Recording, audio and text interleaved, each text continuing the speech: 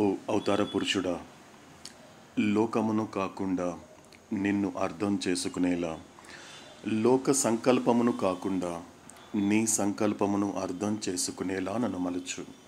శాశ్వత ప్రీతమ అవతార్ మెహర్ బాబా కీ జై. అందరికీ జై మెహర్ బాబా అండి. శాశ్వత ప్రీతమ అవతార్ మెహర్ బాబాకి జై. అందరికీ జై మెహర్ బాబా అండి. శాశ్వత ప్రీతమ అవతార్ మెహర్ బాబాకి జై. జై. అందరికీ జై మెహర్ బాబా. అందరికీ జై మెహర్ బాబా. శాశ్వత ప్రీతమ అవతార్ మెహర్ బాబాకి జై. జై మెహర్ బాబా. జై బాబా. ప్రియతమ అవతార్ మెహర్ బాబాకి జై. జై మెహర్ బాబా అందరికి. ఓకేనండి, స్టార్ట్ చేద్దామండి. శాశ్వత ప్రియతమ అవతార్ మెహర్ బాబాకి मजांजे चुनो चरादम के बंदे मुकबिल कबूल कर दे जान हर सुकान के सुल्तान को चुबिशनवी सुकान अहले दिल मगू के कतास सुकान से नई दिल बरा खता इंजास बंदे पीर मगोनम के जजा हलम बरहन पीरमा हर चकनान आइन अनायन बाश वाजिया शमसुद्दीन मोहम्मद हाफिज इशरानी शाश्वत प्रीतम अवतार मेहर बाबा की जय. శాశ్వత ప్రియతమ అవతార్ మెహర్ బాబా కీ జై. Befitting a fortunate slave, carry out every command of the master without any question of why and what. About what you hear from the master, never say it is wrong, because, my dear, the fault lies in your own incapacity to understanding. I am slave of the master who has released me from ignorance. Whatever my master does is of the highest benefit to all concerned. Muhammad Hafiz. శాశ్వత ప్రియతమ Avatar Meher Baba కీ జై. శాశ్వత ప్రియతమ Avatar Meher Baba కీ జై. దేవుడు అందుబాటులో లేకోకుండడానికి నాకు అవకాశం ఇచ్చిండ్రు బాబా. ఎందుకు ఏమిటి అనే ప్రశ్నలు లేకుండా అదృష్టవంతుడిగా బానిసవల్లిని గురువు యొక్క ప్రతి ఆజ్ఞను పాలింపుము. గురువు నుండి వినిన దానిని ఎన్నడూ తప్పు అని అనకు. ఎందుకంటే గురువును అర్థం చేసుకొనలేని నీ అసమర్థత ఎందే ఆ లోపమున్నది. అజ్ఞాన బంధము నుండి నన్ను విముక్తిని చేసిన నా గురువునకు నేను బానిసను. నా గురువు ఏమి చేసినను తత్సంబంధీకులందరికీ అది అత్యంత ప్రయోజనకారి అవుతుంది. మహమ్మద్ హఫీజ్. శాశ్వత అవతార్ మెహర్ బాబాకి జై.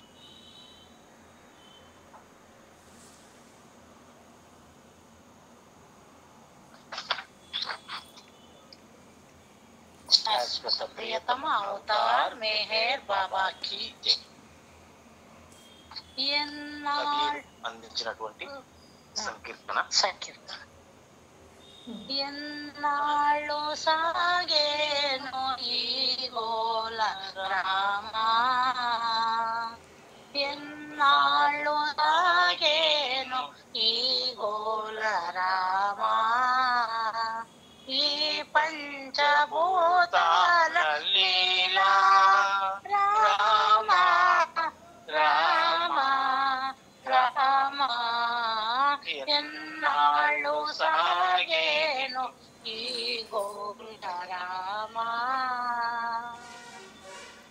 ఈ దూర తీరాన ఈ ఘోర విరహాన నీ జాడ కనలేని పాప కర్మమిదేల రామా రామా రామా రామా. ఎన్నాళ్ళు సాగేను ఈ గోల రామా, ఈ పంచభూతాల లీలా రామా రామా రామా. ఎన్నాళ్ళు సాగేను ఈ గోల రామా చరణాడుల వలను చెంతజాలని వేళ అస్థిర పంజర సుఖము అలమటించే వేళ ఆనంద సాగరము చేరుకోలేని నా ఆత్మహంస హింస పాలకు వేళ రామ రామ రామ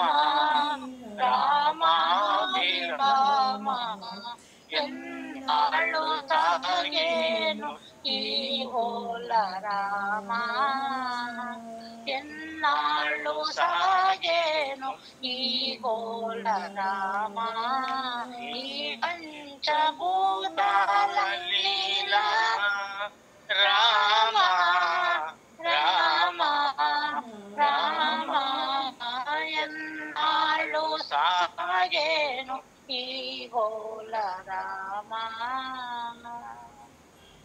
శాశ్వత ప్రీతం అవతార్ మెహర్ బాబా की సద్గురువు కబీరు రాముడితో ఇలా వినిపిస్తున్నారు. ఎన్నాళ్ళు సాగేను ఈ గోల రామ ఈ పంచభూతాల లీల రామ రామ రామ అని ఈ పంచభూతాత్మమైన ఈ సృష్టిలో జీవాత్మ స్థూల సూక్ష్మ మానసిక సంస్కారాలకు లోబడి స్థూల సూక్ష్మ మానసిక ప్రపంచములు ఆధీనమై సంస్కారాలతో సంసారము కాయముతో కాపురము చేస్తూ హరిషడ్ వర్గాలకు లోనై జీవుడు పాపము చేత దుఃఖము పుణ్యము చేత సుఖము అనుభవిస్తూ అనేక జన్మలు ఇలా అజ్ఞానపు జీవితాన్ని ఎస్క్యూ అంటే సెల్ఫ్ సేమ్ స్టోరీ ఇలా అనేక జన్మలు తను ఎవరో తెలియక ఈ అజ్ఞానపు గోలను సాగిస్తున్నాడు. చరణము ఈ దూర తీరాన ఈ ఘోర విరహాన నీ జాడ కనలేని పాప కర్మదేల రామ రామ రామాభిరామ. ఎంత కాలమో కదా ఈ దేహధారణము అన్నమయ్య చెప్పిన చింత పరంపరల చిక్కు వడవలసే ఈ మోహం వలనే తగులుకొని అనేక తల్లి గర్భములో నరకకూపములో పడవలసే ఈ పాపము చేత దుఃఖము పుణ్యము చేత సుఖము అనుభవిస్తూ అనేక దేహములు పొందవలసి వచ్చే ఇందులో ఎక్కడ కూడా భగవంతుని జాడ కనబడలేదు. ఈ స్థూల సంస్కారాలు అంటే కష్టమైన సంస్కారాలు దట్టమైన సంస్కారాలు కలిగిన ఆత్మ భ్రాంతికి లోబడి జీవాత్మ భ్రాంతికి లోబడి అత్యంత బంధనము కలిగి ఉండి అన్నభూమికి మీద ప్రయాణము చేస్తూ స్థూల ప్రపంచము అనుభవము కలిగి ఉండి దేవుడు దేహమయ్యాడు. ఇంద్రియపు జీవనము సంస్కారాలనుసారము ప్రారబ్ధానుసారము అని చెప్పిండడు. రెండో చరణంకి వచ్చి చర్మనాళల వలను తెంచజాలని వేళ అస్థి పంజర సుఖము అలమటించే వేళ. పునర్జన్మ ప్రక్రియలో జీవాత్మ సావు పుట్టుకలు అంటే దేహము విడవడము దేహము కలవడము దేహ సుఖము తనకు అంకితమయ్యి జీవాత్మ అజ్ఞానము చేత అలమటిస్తూ మానవుడు పరిపూర్ణమైన మాధ్యమము పొంది ఉత్కృష్టమైన మానవ జన్మ పొంది కూడా లోతైన నిజం కోసము ఎరుకతో కూడిన తపనతో మార్గము ప్రారంభించక జ్ఞానము చేత మోక్షము పొందక క్షణికమైన సుఖము కోసము లోనై అనమైచారలు అందించినట్లు ఏటి సుఖము మరి ఏంటి సుఖము నొకట మాత్రమున నటమటమైన సుఖము.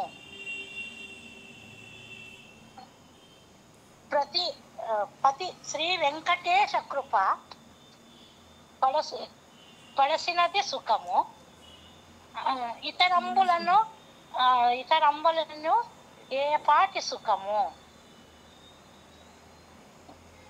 కోరిక తన బ్రతుకు గురువాక్యాధీనమవ్వక సంస్కారాలాధీనమై నా ఆత్మ నా హింస పాలై ఆనంద సాగరాన్ని భగవంతుని అనంత చైతన్యాన్ని పొందక హింస పాలైనది ఓ రామా అని నాకు తెలియజేసినారు కవి.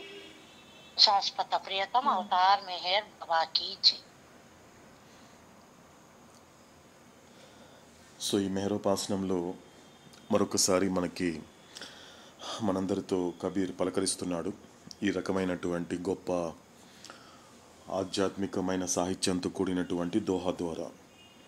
సో ఇంతవరకు మనకి అందించినటువంటి అక్కం గారు అందించినటువంటి ఈ సాహిత్యం ఇది పూర్తిగా అవుతాడు చెప్పినటువంటి ఆధ్యాత్మిక మార్గం ఎలా ప్రారంభమవుతుంది అంటే లోతైన నిజం కోసం ఎరుకతో కూడిన తపనతోనే ప్రారంభమవుతుంది అని చెప్పాడు. అలా లోతైన నిజం కోసం ఎరుకతో కూడినటువంటి వ్యక్తి ఆ సాధకుడు ఎలా ఉంటాడు, ఎలా మాట్లాడుతాడు, ఎలా పాడుకుంటాడు అంటే ఇలాగే మాట్లాడుతాడు, ఇలాగే పాడుతాడు. ఇప్పుడు కబీర్ అందించినటువంటి సాహిత్యం ద్వారా ఎలా ఉంటుంది, ఆ యొక్క భగవంతుడి నుండి తనకు కలిగినటువంటి ఎడబాటు, ఆ ఎడబాటుని దూరం చేసుకోవాలి, ఆయనకి దగ్గర అవ్వాలి, ఆయనతో గడపాలి, ఆయనతో మాట్లాడాలి, ఆయన అనుగ్రహాన్ని పూర్తిగా నా మీద వర్షింప చేసుకోవాలి, ఆయనతోనే నేను ఉండాలి, ఆయనే నాకు దిక్కు అనేటువంటి నిరంతరమైనటువంటి తపన కలిగిన వాడు, ఎరుకతో కూడినటువంటి తపనతో ఉన్నవాడు ఎలా ఉంటాడు అంటే ఇలానే ఉంటాడు అనేటువంటి మాట మనకి ఈ పదాల ద్వారా కబీర్ అందించినటువంటి ఈ దోహాల్లో ఉన్నటువంటి ఈ ప్రతి అక్షరం ద్వారా అర్థం చేసుకోవచ్చు, ఒక అవగాహన తెచ్చుకోవచ్చు.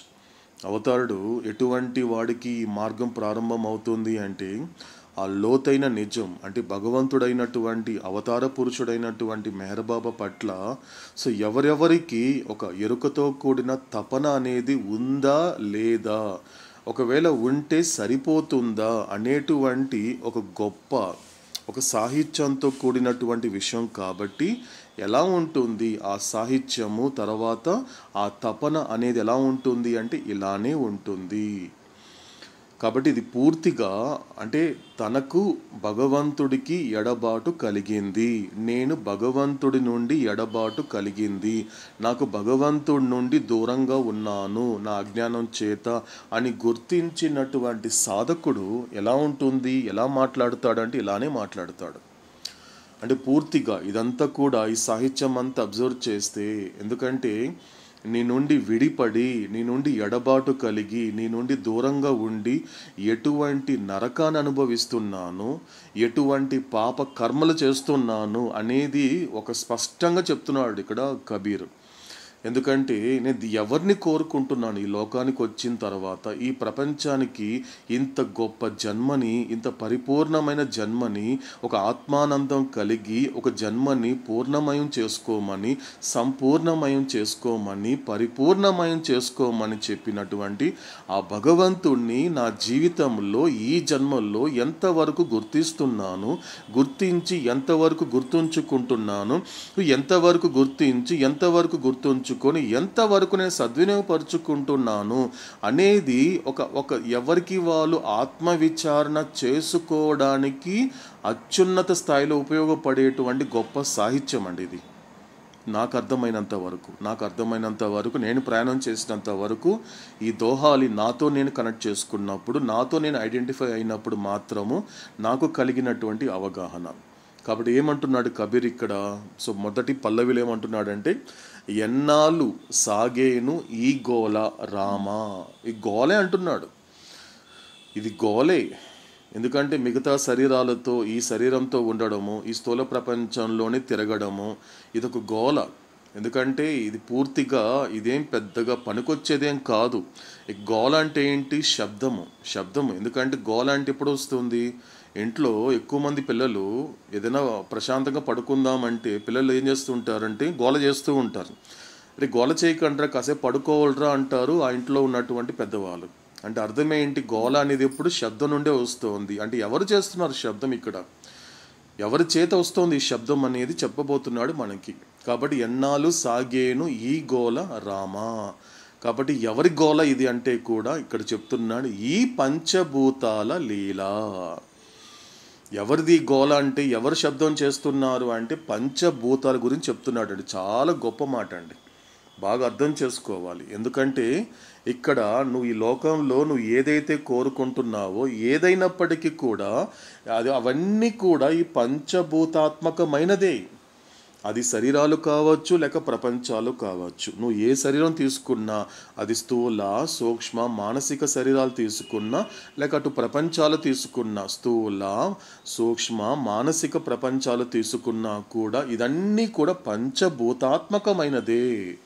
అంటే అర్థమేంటి? భూమి, నీరు, నిప్పు, గాలి, ఆకాశం వీటితోనే నిర్మించబడిందే ఈ శరీరాలు కావచ్చు, ప్రపంచాలు కావచ్చు, సృష్టి కావచ్చు, సమస్త విశ్వం కావచ్చు. కాబట్టి ఏం చేస్తోంది? ఎవరిది గోల అంటే ఇక్కడ మనుషుల గురించి ఆయన చెప్పటం లేదు, మనుషులు చేసే గోల గురించి మాట్లాడటం లేదు. ఈ పంచభూతాలే గోల చేస్తోంది. ఎలా చేస్తోంది గోల ఇదంతా కూడా అంటే ఇది పూర్తిగా అంటే ఏం అర్థము? పంచభూతాల లీల అంటే ఎలా చేస్తోంది ఈ గోలంతా కూడా? ఎవరి లీల ఇదంతా అంటే ఈ పంచభూతాల లీల. అంటే అర్థం ఏంటి? భూమి అంటే అర్థం ఏంటి? నీకు ఈ యొక్క నేల మీద నీకున్నటువంటి ఇష్టము. ఇక్కడ నేల మాట్లాడుతోంది. గోలంతా కూడా భూమి గనేస్తుంది. నాకు అందుకే ఇష్టపడతాడు. ఈ భూమి అంటే ఇష్టపడతానండి, ఈ చోటు అంటే ఇష్టపడతానండి. లోపల సంస్కారాలు ఈ యొక్క పంచభూతాల ద్వారా ఎలా శబ్దం చేసి గోల చేస్తున్నాయి అంటే సాధారణంగా మనిషి ఈ భూమి నుంచి మరో భూమి దగ్గరికి వెళ్ళాడు అనుకోండి, నాకు ఇక్కడ నచ్చలేదండి అక్కడ నచ్చుతుంది అంటాడు. అంటే ఇదొక గోలే. రకంగా చెప్పాలంటే భూమి కూడా మాట్లాడుతోంది, నేను గోల చేస్తూ ఉంది. ఇంకోటి ఏంటి? నీరు అంటే ఏంటి అన్నప్పుడు కూడా నాకు అలాంటి చోట నీరున్న చోట బాగుంటుందండి, నాకు అక్కడ నీరు ఇష్టపడతానండి, అక్కడ బాగా జీర్ణం అవుతుందండి. అంటే పంచభూతాల్లో నీళ్ళు కూడా గోల చేస్తోంది. నిప్పు అంటే అర్థం ఏంటి? నీలో ఉన్నటువంటి నిప్పు కావచ్చు, బయట ఉన్నటువంటి నిప్పు కావచ్చు. ఎందుకంటే ఎక్కడైనా నిప్పు అంటే ఏంటన్నప్పుడు ఇట్ ఈస్ అ డెజైర్ అండి, కోరిక. కోరిక ఎప్పుడు కూడా నిప్పుతో ఉంటుంది. ఎందుకంటే అది కరడగట్టినటువంటి నిప్పు లాంటిది.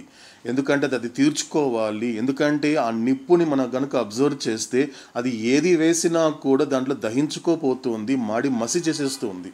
అటువంటిది నిప్పు లాంటిది కోరిక.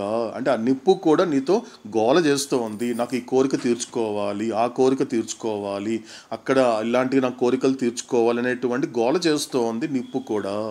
ఇకపోతే గాలి అంటే ఏం చేస్తున్నావు? యాక్చువల్ నువ్వు తీసుకునే శ్వాస కానీ ఇది కూడా గోలే.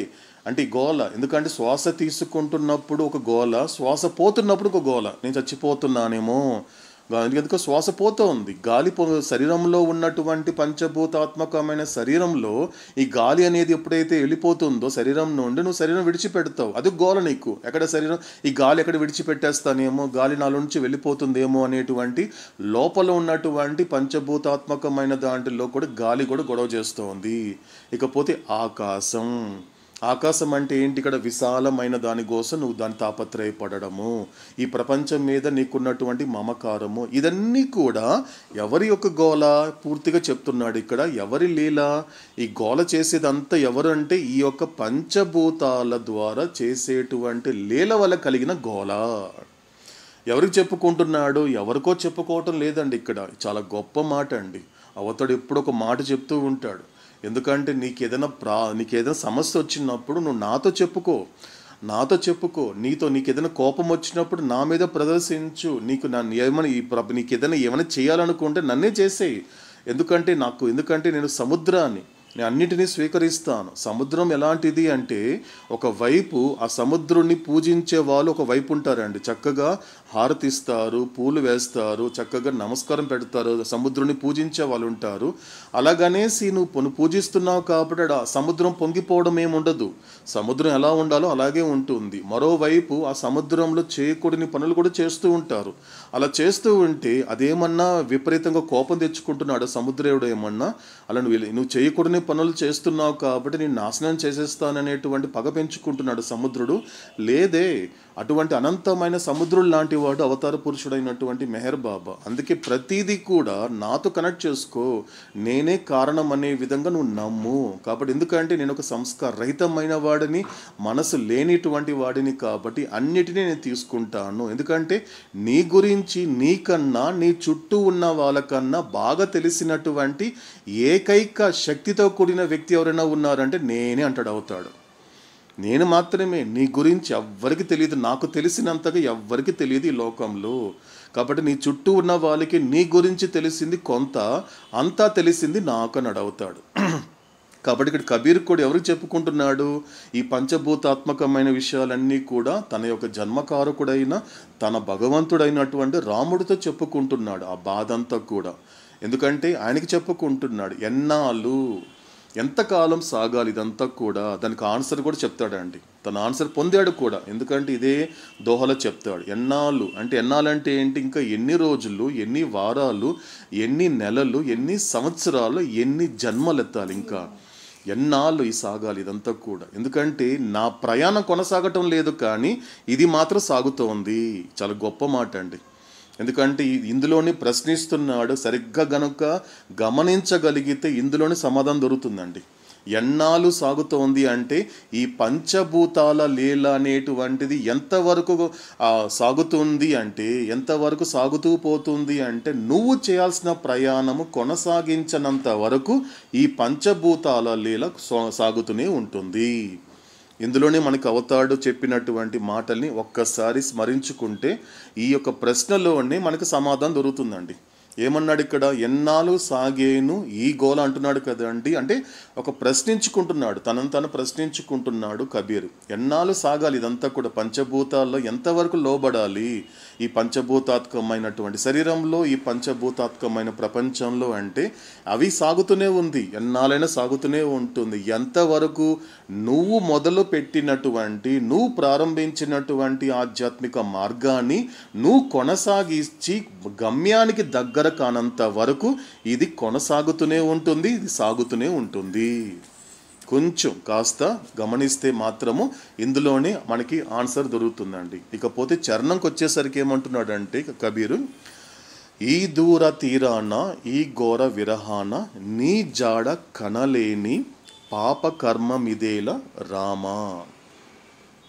ఈ దూర తీరాన ఎక్కడున్నావు నువ్వు నాకు? నీకన్నా, ఎందుకంటే నువ్వు నాకు దూరంగా లేవు, నేనే నీకు దూరంగా ఉన్నా. సరిగ్గా అర్థం చేసుకుంటానండి బాగా. మనకి ఒక విషయం గనుక ఇక్కడ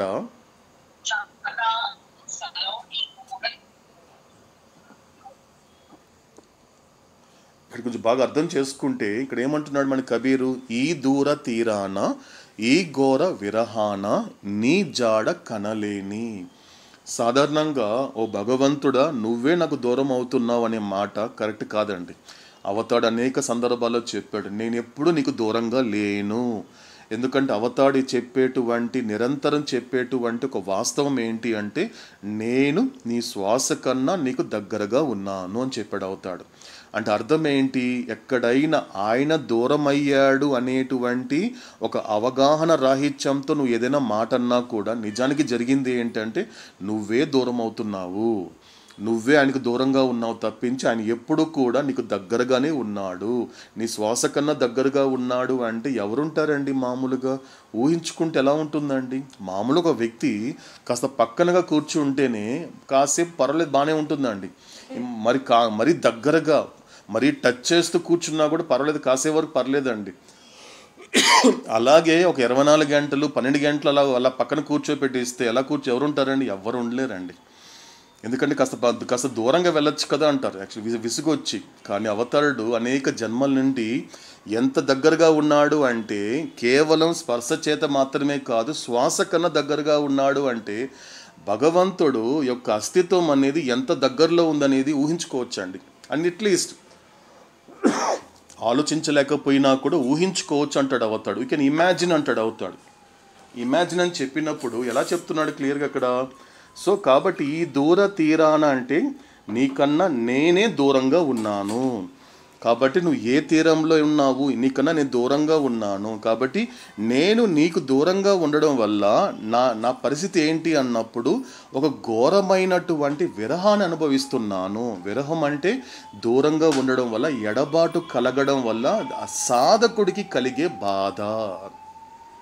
ఇక్కడ ఘోర విరహం అంటే ఏంటి ఇప్పుడు అన్నప్పుడు, విరహం అంటే భగవంతుడి నుండి నువ్వు ఎడబాటు కలిగి నీ అజ్ఞానం చేత, భ్రాంతికి లోబడడం చేత, స్థూల సంస్కారాలకి లోబడడం చేత మనసుకి బానిస అవ్వడం వల్ల నువ్వు ఏదైతే భగవంతుడిని నువ్వు ఎడబాటు ద్వారా దూరం చేసుకోవడం వల్ల నీకు కలిగిన బాధ ఎలా ఉంటుంది, అది చాలా ఘోరమైన విరహంగా ఉంటుంది. కాబట్టి ఈ రెండిటి వల్ల నీ జాడ చూడలేకపోతున్నాను. కనలేని అంటే చూడలేకపోతున్నాను, నువ్వు ఎక్కడున్నావో తెలియటం లేదు. జాడ అంటే మనకి ఆ మార్గం. ఇప్పుడు భగవంతుడు నా రాముని తెలుసుకోవాలి అంటే నీ జాడ కనలేని అంటే అర్థం ఏంటి, కళ్ళు ఉన్నప్పటికీ కూడా అంధుడయ్యానయ్యా నేను. నువ్వు ఎక్కడ ఉన్నావో తెలుసుకోలేనటువంటి అంధుడయ్యాను, నేను గుడ్డివాడిని అయిపోయాను. కాబట్టి ఇదంతా ఎందుకు వచ్చింది అంటే నేను చేసినటువంటి నా పాప కర్మం ఇదేలా ఒక్క మాటలో చెప్పాడండి. ఇక్కడ ఎవరిని ఏమనటం లేదండి కబీర్. ఏమంటున్నాడు, తన గురించి తను విచారణ చేసుకుంటున్నాడు. ఇంతవరకు ఈ పంచభూతాల లీల కావచ్చు, ఈ యొక్క దూర తీరాన కావచ్చు, విరహం అంతా దేనివల్ల వస్తుంది, నేను చేసినటువంటి పాప కర్మ వల్లే వచ్చిందయ్యా ఇదంతా కూడా. ఆన్సర్ కూడా తనే చెప్తున్నాడు. ఎంతకాలం కొనసాగాలి ఇదంతా కూడా, ఎంతకాలం అయితే నేను పాప కర్మ, పుణ్యకర్మం లేదండి. చూడండి, పుణ్యకర్మ అని పదం వాడటం లేదు. ఎందుకంటే భగవంతుడిని నేను గుర్తించలేకపోతున్నాను అంటే దానికి కారణం ఏంటి అంటే అది నేను చేసుకున్న పాప కర్మ. నేను చేసుకున్న గతంలో నేను విసిరిన బంతి, గతంలో భగవంతుడికి వ్యతిరేకంగా చేసిన ఆలోచన, భగవంతుడికి వ్యతిరేకంగా మాట్లాడిన మాట, భగవంతుడికి వ్యతిరేకంగా చేసిన ప్రతి కర్మ వల్ల నేను మూటగట్టుకున్నటువంటి కర్మ చేత తయారైన ఆ కర్మమే నాకు ఇలా భగవంతుని దూరం చేసింది అంటున్నాడు ఆయన. కాబట్టి ఇదంతా కూడా ఎవరి వల్ల జరుగుతోంది అంటే ఆ కర్మ మిదేలా. కాబట్టి నేను చేసినటువంటి పాప కర్మ వల్ల ఇదంతా జరుగుతోందయ్యా. కాబట్టి ఈ పంచభూత లీల అనేది కూడా ఇలా కొనసాగుతోంది, ఇలా సాగిపోతూనే ఉంది అని చెబుతూ ఈ ప్రపంచంలో ఉన్నటువంటి పంచభూతాత్మకమైనటువంటి శరీరాల పట్ల నాకు ఎటువంటి మమకారం ఉంది అంటే చాలా గొప్ప మాట చెప్తున్నాడు అండి. ఒక వైరాగ్య చక్రవర్తిలా మాట్లాడుతున్నాడు ఇక్కడ కబీర్ అండి. ఒక వైరాగ్యం పండిపోయిన వాళ్ళ మాట్లాడుతున్నాడు. ఎలా చెప్తున్నాడు తెలుసా అండి, రెండు మాటలండి. ఈ శరీరాల పట్ల నాకు ఎలా ఉంటుంది అంటే నాకు మిగతా శరీరాలంటే ఇష్టము, నా శరీరం అంటే నాకు ఇష్టం. నా భౌతిక శరీరం అన్నా నాకు ఇష్టమైన స్థూల శరీరాలు నాకు ఏదైతే కనిపిస్తున్నా, నా పక్కన ఉన్నటువంటి, నా ఎదురుగా ఉన్నటువంటి నేను ఏ శరీరాలతో ఉన్నానో నాకు ఆ శరీరాలు అంటే చాలా ఇష్టం. ఎలాంటి శరీరాలు అవంతా కూడా అంటే నాది ఎటువంటి ఒక మొమెంట్లో ఉన్నాను. వేళ అంటే మొమెంట్, ఆ వేళ అంటే ఆ సమయంలో ఎలా ఉంటున్నానంటే చర్మనాడుల వలను తెంచజాలని వేళ. అంటే నాకు శరీరం అంటే ఏంటి, ఎవరితో ఉన్నా, నేను మనుషులతో ఉన్నానా, వ్యక్తులతో ఉన్నానా అంటే కాదండి. కరెక్ట్గా చెప్పాలంటే శరీరాలతోనే ఉన్నావు నువ్వు. అందుకే గతంలో ఏం చెప్పాడు అవుతాడు అన్నప్పుడు రెండు ఉన్నాయి, కామించడం, ప్రేమించడం రెండే ఉన్నాయి. ఏం ఇప్పుడు అంటే నువ్వు శరీరాల్ని ప్రేమించడం అనేది జరగదు. ఎందుకంటే ఆ ప్రేమ ఎంత గొప్పది అంటే అది కేవలం శరీరంతో ఎప్పుడు కూడా ఆగదు, శరీరానికి అతీతంగా వెళ్ళి లోపల ఆత్మతో స్థిరపడుతుందే తప్ప. కానీ నిజానికి నువ్వు ఏదైతే శరీరాన్ని ప్రేమిస్తున్నాను అంటున్నావో నిజానికి శరీరాన్ని కామించడం ఉంటుంది, శరీరధారిని ప్రేమించడం ఉంటుంది. శరీరధారి అంటే ఎవరు అన్నప్పుడు ఎప్పుడైతే నిజంగా అవతార పురుషుడు చెప్పిన విధంగా ఎవరినైతే బాబా ప్రేమించమని చెప్తున్నాడో అలాంటి వాడిని గనుక ప్రేమించగలిగితే ఏం జరుగుతుంది అంటే ఆ ప్రేమ కేవలం స్థూల శరీరం దగ్గర ఆగకుండా స్థూల శరీరం దాటుకొని, సూక్ష్మ శరీరం దాటుకొని, మానసిక శరీరం దాటుకొని, మనసుని దాటుకొని, సంస్కారాలను దాటుకొని, ఎడబాటు యొక్క చోటుని దాటుకొని, పూర్తి చైతన్యాన్ని దాటుకొని ఆత్మ వద్ద స్థిరపడుతుంది. అది నిజానికి ప్రేమించడం. కానీ నువ్వు ఏదైతే ప్రేమ అంటున్నావో కేవలము ఆ శరీరం దగ్గర ఆగిపోతుంది. అంటే అర్థం ఏంటి? నీకున్న డిజైర్స్ అనేది కూడా దేని ద్వారా ఫుల్ఫిల్ చేసుకోవాలనుకుంటున్నావు? ఆ గ్రాస్ బాడీ వలనే. అంటే ఏమవుతోంది? శరీరాన్ని కామించడం ఉంటుంది తప్ప అక్కడ శరీరాన్ని ప్రేమించడం అనేది లేదు. దీనిని ఏమంటున్నాడు ఇక్కడ కబీర్ అంటే చర్మమే కదా కనబడుతోంది అక్కడ. నాకు అదేం కనిపిస్తుంది? నాకు ఇష్టమైనటువంటి శరీరము, నేను ఏ శరీరాన్ని నేను కామిస్తున్నానో అది ఎలా కనిపిస్తుంది నాకు చుట్టుపక్కల? నాకు అందమైన శరీరం ఎలా కనిపిస్తుంది? చర్మమే కదా. అందులో నాకు కనిపించే స్కిన్నే కదా కనపడుతోంది.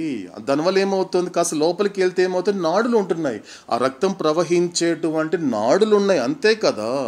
ఇదే అంటే దీనిని తెంచలేకపోతున్నాను నేను.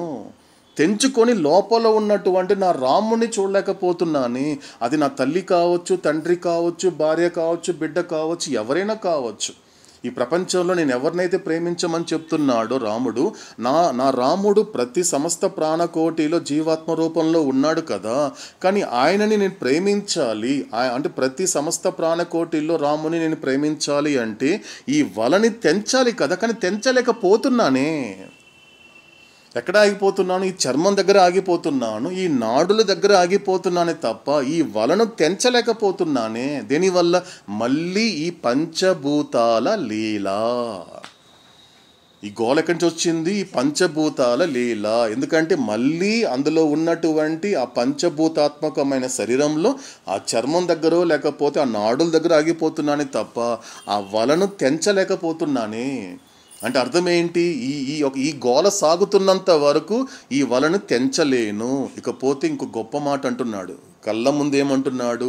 నేను ఈ శరీరంతో కామించడం వల్ల నాకు వచ్చే సుఖం ఏంటో తెలుస్తా? అస్థి పంజర సుఖము అన్నాడు. శరీరాన్ని ఇంకా బతికున్నారండి, చూడండి, బతికున్నారండి. ఎందుకంటే బతికున్నప్పటికీ కూడా కబీర్ ఎలా చూస్తున్నాడు? మిగతా వాళ్ళందరినీ అస్థి పంజరాలుగా చూస్తున్నాడు. ఇలాంటి అస్థి పంజరం ద్వారా నేను పొందింది సుఖమా? ఈ శరీరాన్ని కామించడం వల్ల ఈ స్థూల శరీరం తీసుకున్న తర్వాత భగవంతుడు ఏ ఉద్దేశంతో, ఏ ఉన్నతమైన ప్రయోజనంతో ఈ శరీరాన్ని జీవుడికి ప్రాప్తింపచేశాడో దానిని పక్కన పెట్టి అధమమైన ప్రయోజనం కోసము కేవలం భ్రాంతికి లోబడి, కేవలం విషయ సుఖాలకి, ఇంద్రియ సుఖాలకి లోబడినటువంటి జీవుడు ఎలా ఉన్నాడు అంటే ఈ శరీరంతో మరో శరీరం ద్వారా ఏం పొందుతున్నాడు? ఎటువంటి సుఖాన్ని పొందుతున్నాడు అంటే అస్థి పంజర సుఖం అన్నాడు. కాబట్టి ఏమైపోతుంది అన్నప్పుడు అదేంటండి అస్థి పంజర సుఖం అంటారు కబీరు? మేము బతుకున్నాం కదా అంటే ఇలాగే ఉంటారా అండి? ఇలాగే ఉండరు కదండి. రేపు శరీరం విడిచిపెట్టాక, ఊరి బయట శ్మశానంలో మిమ్మల్ని పడేశాక, ఆ గోతిలో మిమ్మల్ని పాతేసిన తర్వాత మీరు ఎంతో అందంగా కనిపించేటువంటి శరీరము ఒక 2-3 సంవత్సరాల తర్వాత మీరు ఓపెన్ చేసి చూస్తే మీకేం కనిపిస్తోంది? చర్మం కనబడుతోందా? నాడులు కనిపిస్తున్నాయి? అందమైన ముఖం కనిపిస్తోందా? ఏమి కనిపించడం లేదే. అసలు మీ యొక్క అందమైన రూపమే కనిపించలేదు. ఏం కనబడుతోంది? అస్థి పంజరమే కనబడుతోంది. కాబట్టి నేను బతుకున్నంత వరకు ఈ ప్రపంచంలో ఉన్నటువంటి శరీరాన్ని కామించడం వల్ల ఎటువంటి సుఖాన్ని నేను పొందాను? ఎటువంటి సుఖం? ఇదే సుఖం అనుకున్నాను అంటే అస్థి పంజర సుఖము. దీనికోసమే అలమెంటించాను కదయ్యా జన్మంతా. చూడండి, ప్రశ్న తనే వేసుకుంటూ గొప్ప ఆన్సర్ చెప్తున్నాడు అండి. అంటే ఇలా అంటే ఎరుకతో కూడిన తపనతో ఉన్నవాడికి రాముడు అక్కడ కబీర్కి ఆన్సర్ ఇచ్చాడని అర్థం అండి. తనే చెప్తున్నాడు, ఎన్నాళ్ళు సాగేను అంటే ఇలా అలమటించే వేళ, ఇలా వలను తెంచలేకపోవడం వల్ల ఏం జరుగుతోంది? ఈ రెండిటే ఇంద్రియపరమైన సుఖం ఏదో కాదు. లైఫ్ ఆఫ్ సెన్సెస్ అనేది అవతార పురుషుడు చెప్పినటువంటి మాటకి ఈయన ఒక రకంగా ఉన్నటువంటి విషయాన్ని ఉన్నట్లుగా అందిస్తున్నాడు అండి. వైరాగ్యం చెప్తున్నాడండి ఇక్కడ. ఆ రెనౌన్సియేషన్ అంటే ఏంటి? నిజంగా వైరాగి ఎలా ఉంటాడు? సంసారంలో ఉంటూ సన్యాసిగా జీవించేవాడు ఎలా ఉంటాడు?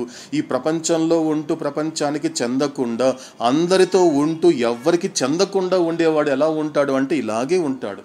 ఇలాగే చూస్తాడు మిగతా శరీరాలని. కాబట్టి తన శరీరాన్ని కూడా ఇలాగే చూసుకుంటాడు. కాబట్టి ఏం అలమటించాను ఈ జన్మలోకి వచ్చాక? ఏం అలమటిస్తున్నానంటే ఇదే అలమటిస్తున్నాను, ఈ యొక్క అస్థి పంజర సుఖం కోసమే అలమటిస్తున్నాను అని చెబుతూ చాలా గొప్ప మాట అంటాడు మరో చోట. ఆనంద సాగరము చేరుకోలేని నా ఆత్మహంస హింస పాలగు వేళ. అంటే ఏంటి? ఇక్కడ ఒక సాగరం ఉంది, ఎటువంటి సాగరం అది? అనంత చైతన్యానికి సంబంధించిన సాగరము, భగవంతుడికి సంబంధించినటువంటి సాగరము, ప్రేమమయమైనటువంటి సాగరము, అనుగ్రహమైనటువంటి సాగరానికి నేను చేరుకోలేకపోతున్నాను. అంటే అర్థం ఏంటి? పరమాత్మలో ఉన్నప్పటికీ, పరమాత్మతో ఉన్నప్పటికీ కూడా నన్ను నేను పరమాత్మ నుండి వేరుగా అనుకుంటున్నానే, నేను కేవలం జీవాత్మ అనుకుంటున్నానే. అంటే అర్థం ఏంటి? చేరుకున్నాను కానీ అలా జీవించలేకపోతున్నానే, సాగరంలా జీవించలేకపోతున్నానే. కాబట్టి ఇలా జరుగుతున్నప్పుడు ఏం జరిగింది? నా ఆత్మ హంస, తన యొక్క ఆత్మని హంసతో పోలుస్తున్నాడండి కబీర్. ఆత్మహంస ఎలా ఉంది అంటే హింస పాలవుతోంది, హింస పాలైపోతూ ఉంది. ఎందుకంటే ఇది నా చోటు కాదు, ఈ బుడగ ఏదైతే ఉందో ఇది నా చోటు కాదు, తోటి బుడగలతో నేను ఏ సంసారం అయితే చేస్తున్నానో ఇది నా వాళ్ళు కాదు, వీళ్ళెవ్వరు నా వాళ్ళు కాదు. ఒక బుడగగా ఉంటూ మరో బుడగని నాది అంటున్నానే, మరో బుడగల్ని కూడా ఒక సంసారంగా చేసుకున్నానే, ఒక కుటుంబంగా చేసుకున్నానే. ఇదా నాది? ఇది ఏది నాది కాదు కదా. కాబట్టి ఇది నాది కాని దాన్ని నాది అనుకోవడం అనేటువంటిది అలమటిస్తున్నాను. ఇలా ఈ విధమైనటువంటి వాళ్ళని తెంచుకోలేకపోతున్నాను. కాబట్టి ఏం కావాలి నాకు? ఈ ఆత్మ అనేటువంటి హంస ఎంతవరకు హింస అవుతోంది అంటే ఈ బుడగ పగిలిపోయి నేను సాగరంలా జీవించనంత వరకు ఈ యొక్క గోల సాగుతూనే ఉంటుంది, ఈ గోల సాగుతూనే ఉంటుంది. కాబట్టి నా యొక్క ఆనంద సాగరము, ఎందుకంటే అక్కడికి చేరుకోవాలి. నేను చేరుకున్నాక ఏమవుతోంది? హింస పాలవకుండా ఉండాలి అంటే ఈ యొక్క అజ్ఞానపు బుడగ పగిలిపోతే తప్ప ఇక మీదట ఈ యొక్క గోల సాగదు. అంటే అర్థం ఏంటి? ఈ యొక్క పంచభూతాత్మకమైనటువంటి శరీరాల గోల, పంచభూతాత్మకమైన ప్రపంచాల గోల గనుక ఆగాలి. ఆ శబ్దం అనేది నిశ్శబ్దానికి వెళ్ళిపోవాలి, ఈ యొక్క లీల అనేది ఆగిపోవాలి అంటే ఏం చెయ్యాలి? ఈ యొక్క ఇంద్రియపరమైనటువంటి జీవితాన్ని పరిత్యజించాలి. ఎవరి కోసము? ఆత్మ యొక్క జీవితం కోసం.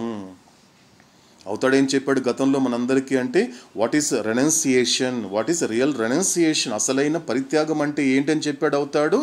ఎవరైతే ఆత్మ యొక్క జీవితం కోసము తమ ఇంద్రియపరమైన జీవితాన్ని పరిత్యజించిన వాళ్ళు మాత్రమే అదే నిజమైన పరిత్యాగము.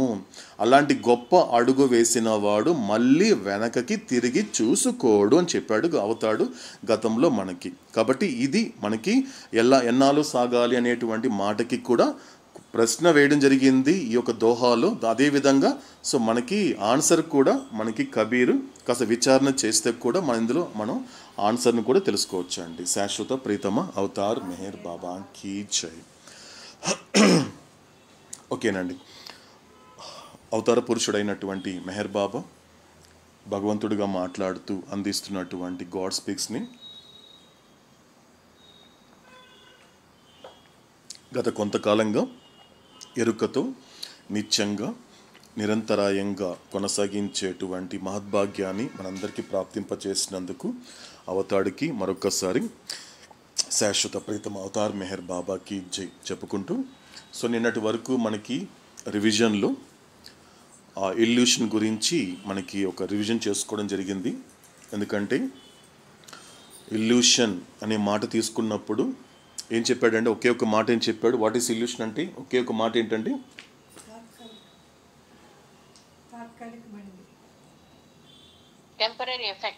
Temporary effect. సో తాత్కాలికమైనటువంటి ప్రభావమే భ్రాంతి. భ్రాంతి అంటే ఒక్క లైన్లో చెప్పాడు అవుతాడు. అంటే అర్థం ఏంటి? భ్రాంతి యొక్క ఎఫెక్ట్ అనేది ఆ టెంపరరీ ఎఫెక్ట్ అనేటువంటిది అవతారుడు చెప్పనంత వరకే తెలియదండి, చెప్పేంత వరకు తెలియదు. అది టెంపరరీ. కానీ ఏమనుకుంటున్నాడు జీవుడు? ఏమనుకుంటున్నాడు అంటే అది శాశ్వతమైన ప్రభావం చూపిస్తోంది. ఇది ఒక చిన్న ఒక జాదు చేసి అనేక జన్మలు తిప్పించుకుంటూ ఉందండి భ్రాంతి. కరెక్ట్గా అర్థం చేసుకుంటే ఇది ఒక తత్వం తెలుసుకోగలిగితే ఇది ఒక చిన్న పాయింట్ చెప్పుకొని, ఎందుకంటే ప్రతి మనిషి తన జీవితంలో ఎక్కడైనా లేదండి ఆ బాధ నాకు ఇంకా శాశ్వతంగా ఉండిపోతుందండి, సాధారణంగా మాట్లాడుతున్నప్పుడు లేదండి అతడు చేసిన మోసము నా శాశ్వతంగా ఉండిపోతుందండి, లేదండి నేను అనుభవించినటువంటి సుఖం అనేది నేను ఇంకా శాశ్వతంగా ఉండిపోతుంది అనుకుంటున్నానండి. అంటే ఎక్కడైనా ఈ భ్రాంతికి సంబంధించినంత వరకు నువ్వు శాశ్వతము అనే పదం వాడావు అంటేనే అర్థం ఏంటి? ఆ ప్రభావము తాత్కాలికం అనే అవగాహన నీకు లేకపోవడమే. సో కాబట్టి ఏం చెప్తున్నాడు అవుతాడు ఇల్యూషన్ గురించి, ఎందుకంటే ఎంత గొప్పగా ఉంటుంది మన ముందు ముందు చేసే ప్రయాణంలో కూడా అవతాడు అందించినటువంటి 12 చార్ట్లో కూడా దాదాపు 5 నుంచి 6 చార్ట్లలో మనకి భ్రాంతి గురించి చెప్తాడు. చార్ట్లో మనం చూడొచ్చండి, అక్కడ బట్టి మనకు కనిపిస్తుంది కూడా చార్ట్లో కూడా క్లియర్గా. ఈరోజు కూడా మనకు చూపిస్తాడు అవుతాడు ఒక చార్ట్లో కూడా. సో కాబట్టి ఇల్యూషన్ అనేటువంటిది బాబా యొక్క నీడ కాబట్టి దాని గురించి తెలుసుకోమని చెప్పాడు కాబట్టి, సో దాని యొక్క తాత్కాలికమైనటువంటి ప్రభావము ఎంతవరకు ఉంటుంది, దాన్ని ఎలా తగ్గించుకోవాలి, దాన్ని పూర్తిగా ఎలా నిర్మూలించుకోవాలి, దాన్ని పూర్తిగా ఎలా విస్మరించాలి అనేది కూడా మనకి గతంలో అవుతాడు చెప్పడం జరిగింది. సో కాబట్టి ఇల్యూషన్ గురించినటువంటి ఒక రివిజన్ ఇదండి. ఇక మనకి గాడ్ స్పీక్స్కి వచ్చేసరికి ఏం చెప్పాడు అవుతాడు, మొదటి ఒక మజిలీ 3 మజిలీలుగా మనకి అవతారుడు డివైడ్ చేశాడు. ఏమని, మొదటి మజిలీ తీసుకున్నప్పుడు మొదటి భాగం నుండి 5వ భాగం వరకు మొదటి మజిలీ, 6వ భాగం నుండి 10వ భాగం వరకు 2వ మజిలీ, అండ్ చివరికి వచ్చేసరికి సప్లిమెంట్ అనేటువంటిది 3వ మజిలీ. కాబట్టి మొదటి మజిలీ మనం చూసుకుంటున్నప్పుడు పూర్తిగా అది దేనికి సంబంధించింది అంటే, జరిగిపోయిన నిన్నటి నా కథ, జరుగుతున్న ఇప్పటి నా కథ, జరగవలసిన రేపటి నా కథ, దీని గురించినటువంటి వివరణే ఉంటుంది. ఎక్కడ తీసుకున్నా కూడా అవతాడు మొట్టమొదటి మజిలీలో చెప్పిన విషయాలన్నీ కూడా ఈ 3 ఉంటుంది. ఎందుకంటే నా కథ, ఎందుకంటే అర్థం కావాలి, ఎందుకంటే కనెక్ట్ అవ్వాలి. అవతాడు చెప్పే ప్రతి మాటతో కూడా ఐడెంటిఫై కాగలిగితే నిన్ను నువ్వు గుర్తించగలగాలి. నేను మాట్లాడే ప్రతి మాట నాకు సంబంధించింది. అవతార పురుషుడైనటువంటి మెహర్ బాబా చెప్పే ప్రతి మాట, నా జన్మకారకుడు చెప్పేటువంటి ప్రతి స్టేట్మెంట్ కూడా ఐడెంటిఫై అవ్వాలి. ఈయన నా గురించే మాట్లాడుతున్నాడు, నా కథ గురించే మాట్లాడుతున్నాడు అని గనుక నువ్వు ఎప్పుడైతే శ్రద్ధ పెడతావో ఆటోమేటిక్గా నీకు ప్రతిదీ అర్థమవుతుంది అన్నాడు అవుతాడు. కాబట్టి అది నువ్వు చేయగలగాలి. కాబట్టి మొదటి మజిలీ అంతా ఏం చేశాడు అవుతాడు అన్నప్పుడు, పూర్తిగా మనకి కొన్ని గొప్ప విషయాలు అంటే ఇప్పటికిప్పుడు మనం గుప్పెట్లో తెచ్చుకోవాలి అన్నప్పుడు, నిన్న మనము ఒక 454 గురించి ఒకసారి మనం డిస్కస్ చేసాం. నిన్న మనం కొంచెం దాన్ని రివిజన్ చేసుకున్నాం. సో కాబట్టి ఇంకొకసారి అండి, ఇంకెవరైనా కూడా అక్కమ్ గారు తప్ప, ఆంజనేయులు తప్ప ఇంకెవరైనా ఆ 454ని ఇంకొకసారి ఎవరైనా రిపీట్ చేస్తారండి?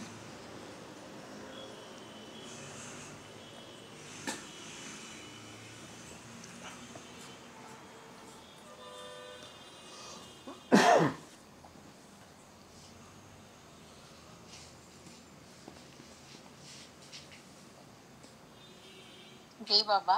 జై మీరు బాధ చెప్పండి.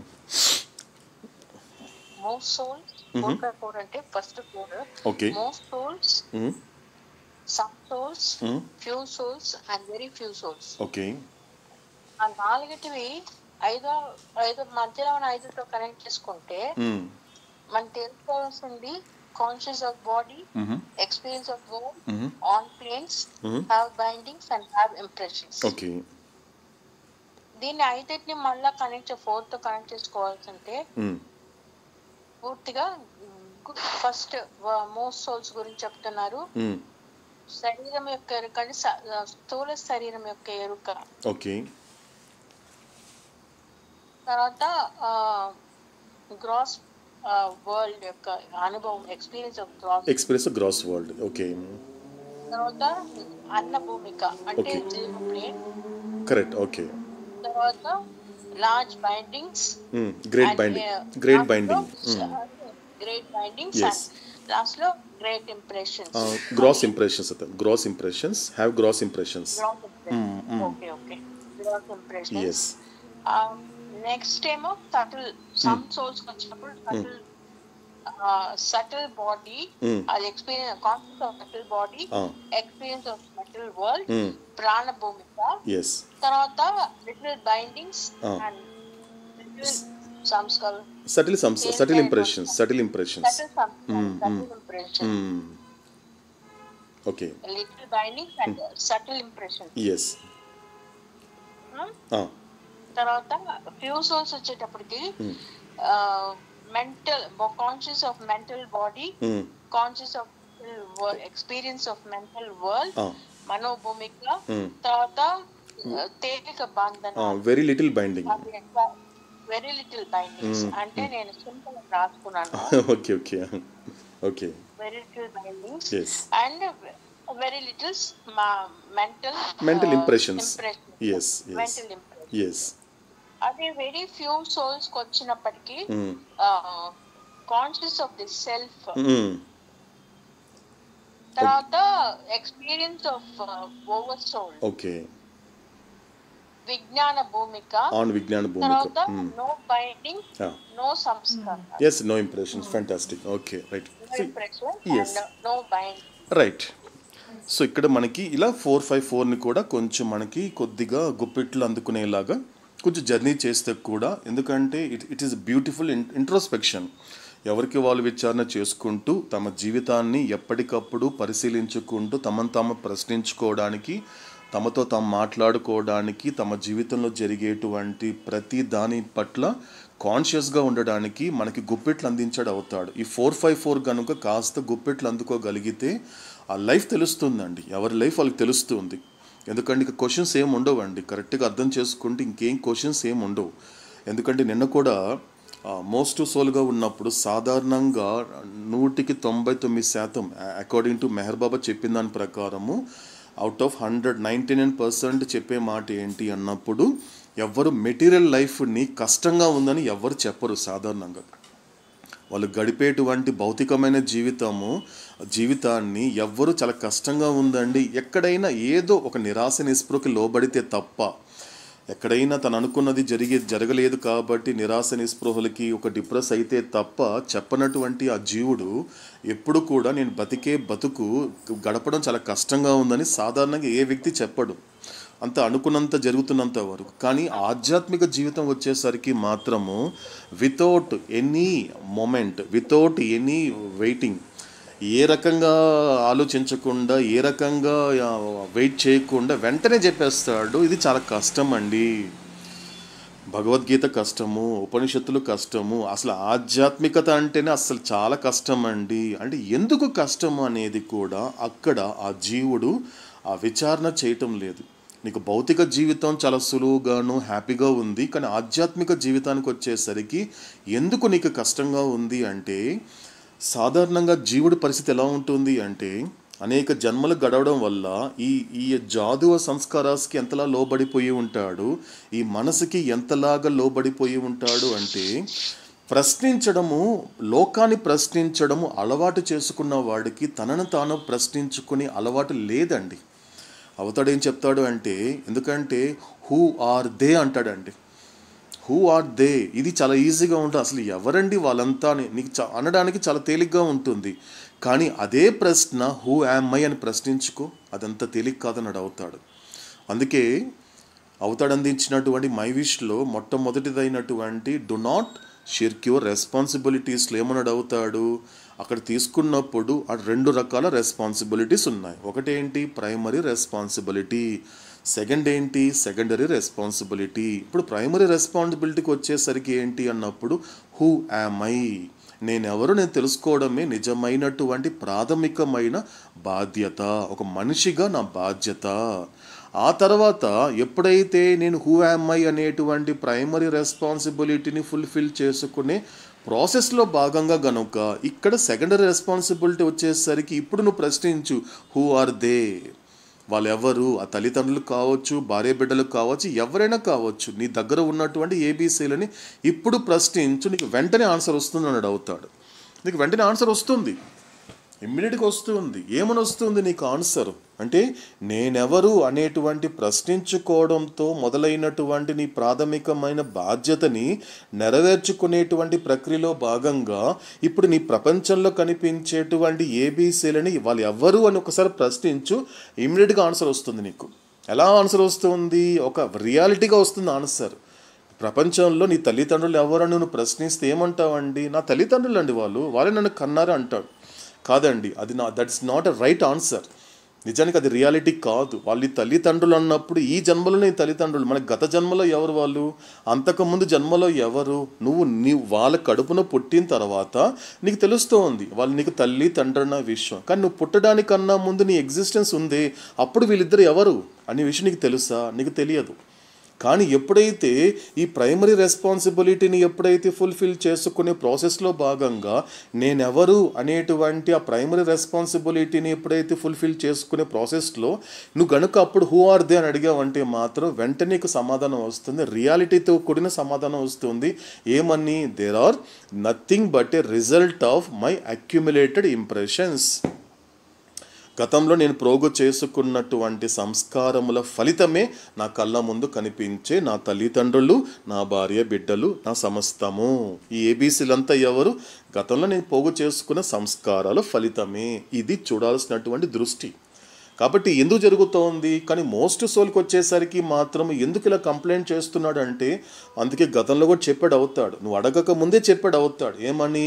బాబా చాలా కష్టం బాబా ఈ ఆధ్యాత్మిక జీవితము, నువ్వు చెప్పిన జీవితం గడపడం మరింత కష్టం బాబా, అది ప్రాక్టికల్గా ఆచరణాత్మకంగా పెట్టలేకపోతున్నాను. నువ్వు చెప్పడం వరకు బాగుంటోంది, అది వినడం వరకు బాగుంటోంది, కానీ నువ్వు చెప్పడం ఆగిపోయాక, నేను వినడం ఆగిపోయిన తర్వాత నేను బ్యాక్ టు నార్మల్కి వెళ్ళిపోతున్నాను తప్ప, కానీ నేను దానిని పూర్తిగా ఆచరణాత్మకంగా పెట్టలేకపోతున్నాను, అది జాగృత అవస్థలో ఉన్నంత వరకు ఆ కాన్షియస్లో ఉండలేకపోతున్నాను బాబా అన్నప్పుడు దానికి కారణం ఏం చెప్పాడు? నిన్న కూడా మనకి గ్రాస్ ఇంప్రెషన్స్ అని చెప్పాడు.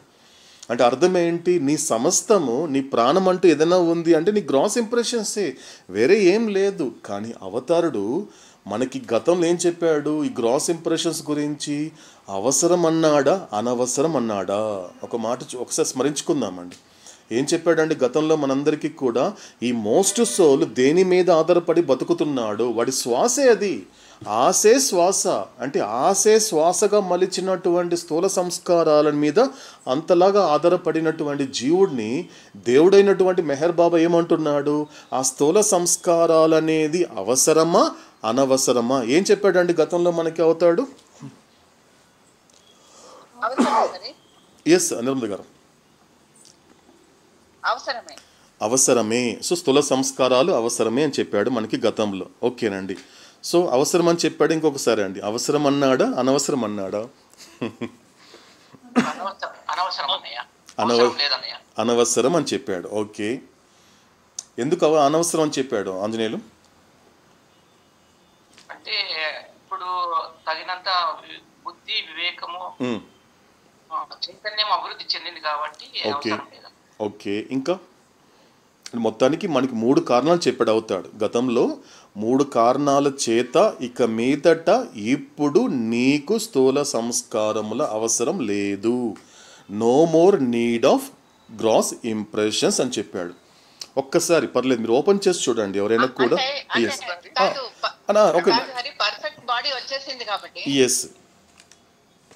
ఎస్ నర్ద గారు, సంస్కారాలు కావాలంటే ఇప్పుడు స్థూలం నుంచే సూక్ష్మం కావాలి కదా.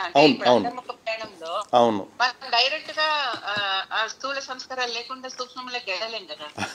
అవునండి, అవును, కరెక్ట్ నర్మద గారు చెప్పండి, మీరు కంటిన్యూ చేయండి. అవి అవసరమే అయితే ఎంతవరకు దాన్ని, అది అవసరమే అయితే దాన్ని ఇప్పుడు బాబా ఒక ఎగ్జాంపుల్ ఇచ్చారు కదా, ఒక ఎగ్ నుంచి అది లోపల అది ప్రొటెక్ట్ కావాలంటే షెల్ ఉండాలి. అది పూర్తిగా గ్రో అయిన తర్వాత కూడా అది ఉంటే అది చచ్చిపోతుంది. కాబట్టి అది ఎంతవరకు అవసరమో అంతవరకే దాన్ని ఉంచుకొని మళ్ళీ అది ఆ ఒక షెల్ ని పగలగొట్టుకొని బయట వచ్చేస్తేనే దాని బతుకు, లేకపోతే అది ఇంకా దానికి బ్రతుకుండదు. కరెక్ట్ అవును, బాబా ఇచ్చిన ఎగ్జాంపులే. కాబట్టి అట్లా చూస్తే మనకు ఇవి అవసరమే, కానీ దాన్ని ఎంతవరకు ఉపయోగించుకోవాలో అంతవరకు మాత్రం మనం ఉపయోగించుకునే ఒక జ్ఞానం మనకుండాలి. కరెక్ట్ అండి. అది నా అభిప్రాయం. లేదు అభిప్రాయం కాదండి, జస్ట్ ఎందుకంటే దీనికి ఆన్సర్ మనకి ఉందండి. మా నర్మద గారు ఒకసారి మీరు పేజ్ నెంబర్ 55 ఓపెన్ చేయండి ఒకసారి. అంటే అంటే మనకు అవుతాడు చెప్పిన దాన్ని మనం డైరెక్ట్గా ఆయన ఏం చెప్పాడో ఒకసారి చూద్దాము. ఒకసారి పేజ్ నెంబర్ 55 ఓపెన్ చేయండి నర్మద గారు.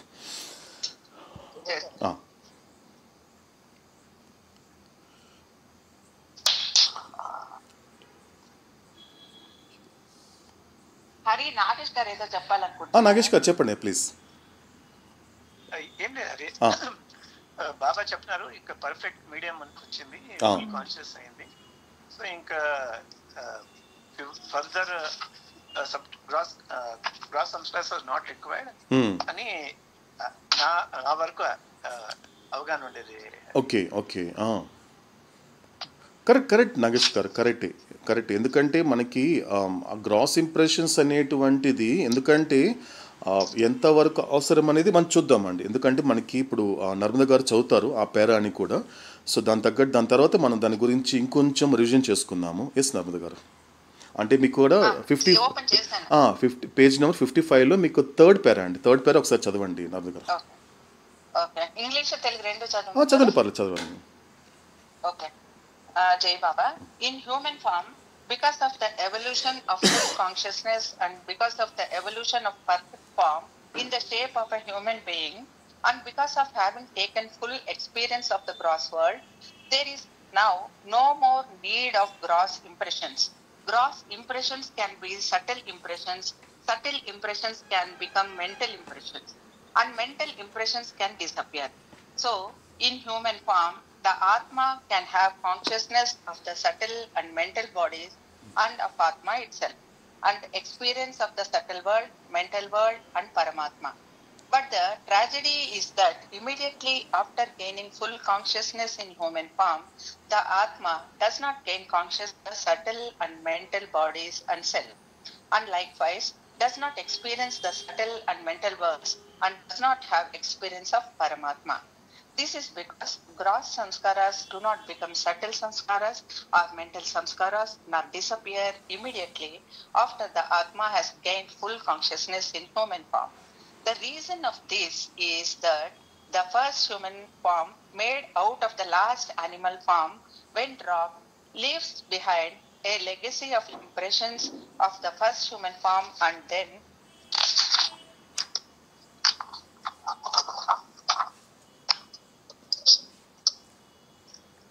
each following incarnated human forms is made up of the last human form samskaras. So the Atma, in spite of having full consciousness, takes a number of human forms as long as gross samskaras exist. మానవ రూపంలో పూర్తి చైతన్యం వికసించినందువలన, మానవ రూపంలో పరిపూర్ణ రూపం పరిణామం చెందినందువలన, మరియు ఆత్మ స్థూల ప్రపంచం యొక్క పూర్తి అనుభవం పొందినందువలన ఇప్పుడు స్థూల సంస్కారాల అవసరం ఎంత మాత్రము ఉండదు. స్థూల సంస్కారాలు సూక్ష్మ సంస్కారాలు కాగలవు, సూక్ష్మ సంస్కారాలు మానసిక సంస్కారాలు కాగలవు, మరియు మానసిక సంస్కారాలు అదృశ్యం అవ్వగలవు. అందువల్ల మానవ రూపంలో ఆత్మ సూక్ష్మ శరీర చైతన్యాన్ని, మానసిక శరీర చైతన్యాన్ని మరియు స్వస్వరూప చైతన్యాన్ని సైతం పొందగలదు. అలాగే సూక్ష్మ ప్రపంచం యొక్క, మానసిక ప్రపంచం యొక్క మరియు పరమాత్మ యొక్క అనుభవాన్ని సైతం పొందగలదు.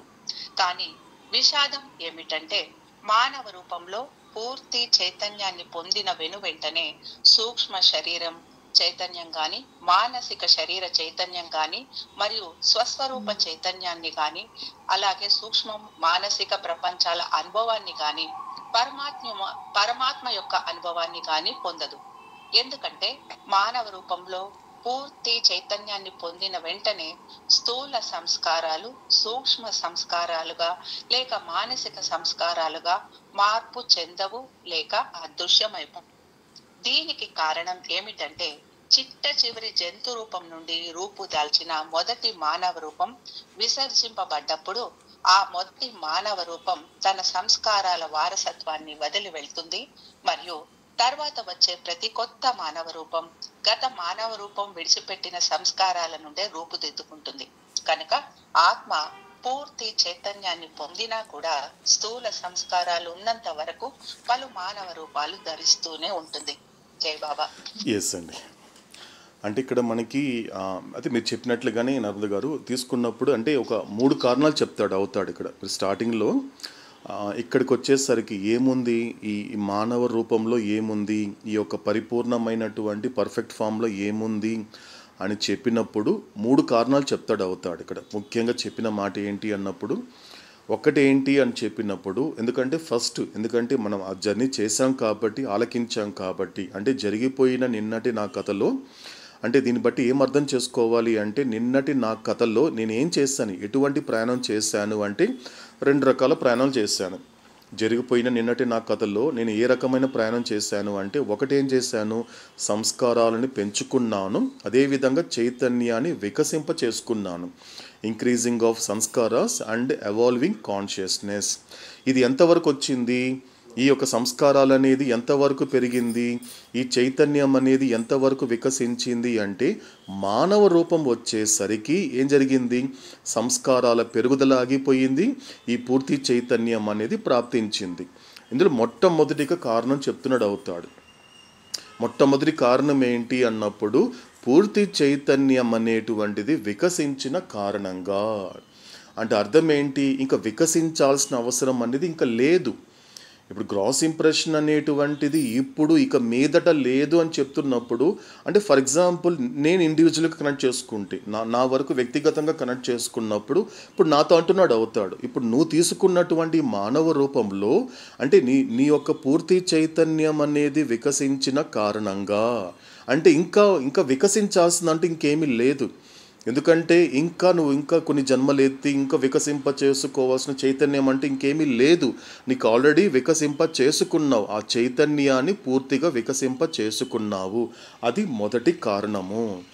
రెండో కారణం ఏంటి అని చెప్పినప్పుడు, ఈ యొక్క అంటే మానవ రూపంలో, మానవ ఆకారములో నువ్వు ఎటువంటి ఒక రూపాన్ని పొందగలిగావు అంటే, ఈ పరిపూర్ణమైనటువంటి రూపం యొక్క వికసించిన కారణంగా. రెండో కారణం అంటున్నాడు. ఎందుకంటే ఇటువంటి ఒక రూపం, ఇది ఈ యొక్క హ్యూమన్ బీయింగ్ మానవ ఆకారంలో ఇటువంటి పరిపూర్ణమైనటువంటి రూపం పొందేంత వరకు నీకు కావాలి స్థూల సంస్కారాలు.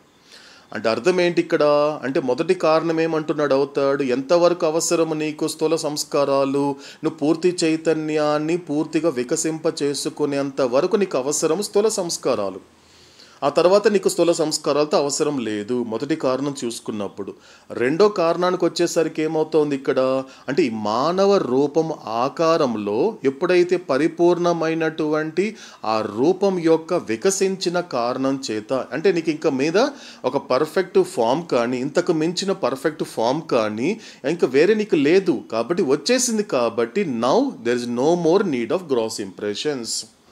ఇది రెండో కారణం అవుతాడు చెప్పాడు. ఇక మూడో కారణం ఏంటి అన్నప్పుడు, దీనికోసము అంటే నిజానికి మొదటి దానిని కాస్త కోస్త ఒప్పుకుంటుందండి. ఇప్పుడు నా వరకు నేను తీసుకున్నప్పుడు నా సంస్కారాల్లో ఎంతవరకు సహకరింప చేసుకుంటున్నాను అంటే, మొదటిది కాస్త ఒప్పుకుంటుందండి, రెండోది పర్లేదండి సరే అంటుంది. కానీ మూడో దానికి వచ్చేసరికి మాత్రం ససేమరో ఒప్పుకోదండి. అంటే నా సంస్కారాలు చెప్తున్నా. అండ్ ఏం చెప్తున్నాడు అవుతాడు ఇక్కడ, ఎందుకంటే మూడో కారణం మాత్రం చాలా దృఢమైన కారణం. ఎందుకంటే ఇది కనుక కాస్త జీర్ణింప చేసుకోగలిగితే, ఎవరికి వాళ్ళు జీర్ణింప చేసుకోగలిగితే ప్రపంచం వెనక పరిగెత్తడం అనేది ఉండదు, ప్రపంచం పట్ల ఆరాట పడడం అనేది ఉండదు, ప్రపంచం పట్ల లంపటాలు అనేది ఉండదు, ప్రపంచం పట్ల నువ్వు ఏదైతే కోరికలు కోరుకుంటున్నావో అలాంటి కోరికల వైపు నువ్వు పరిగెత్తడం అనేది కూడా ఉండదు. ఏమంటున్నాడు మూడో కారణం అవుతాడు, because of having taken full experience of the gross world. మామూలుగా ఉదయం లేచినప్పటి నుండి రాత్రి పడుకునేంత వరకు మనిషి ప్రపంచంలో ఏ పనులైతే చేస్తున్నాడో, ఏ మాటలైతే మాట్లాడుతున్నాడు, ఎటువంటి ఆలోచనలు అయితే చేస్తున్నాడో, ఏం చేయాలనుకుంటున్నాడు, he want to experience gross world. ఈ ప్రపంచంలో తాను ఏ ఎక్స్పీరియన్స్ అయితే పొందాలనుకుంటున్నాడో, ఏదైతే సుఖపడాలనుకుంటున్నాడో, కానీ ఇక్కడ అవుతాడు ఏమంటున్నాడో, దానిని నేను మామూలుగా అనుభవించడం కాదురా, పూర్తిగా అనుభవించేసావు అంటున్నాడు అవుతాడు. పూర్తిగా ఇది ఎంతవరకు ఎవరి సంస్కారాలు అనేది ఎలా సహకరింప చేసుకుంటారనేది విషయం అనేది కూడా ఎవరికి వాళ్ళు ప్రయాణం చేసి తెలుసుకోవాల్సిన విషయాలు.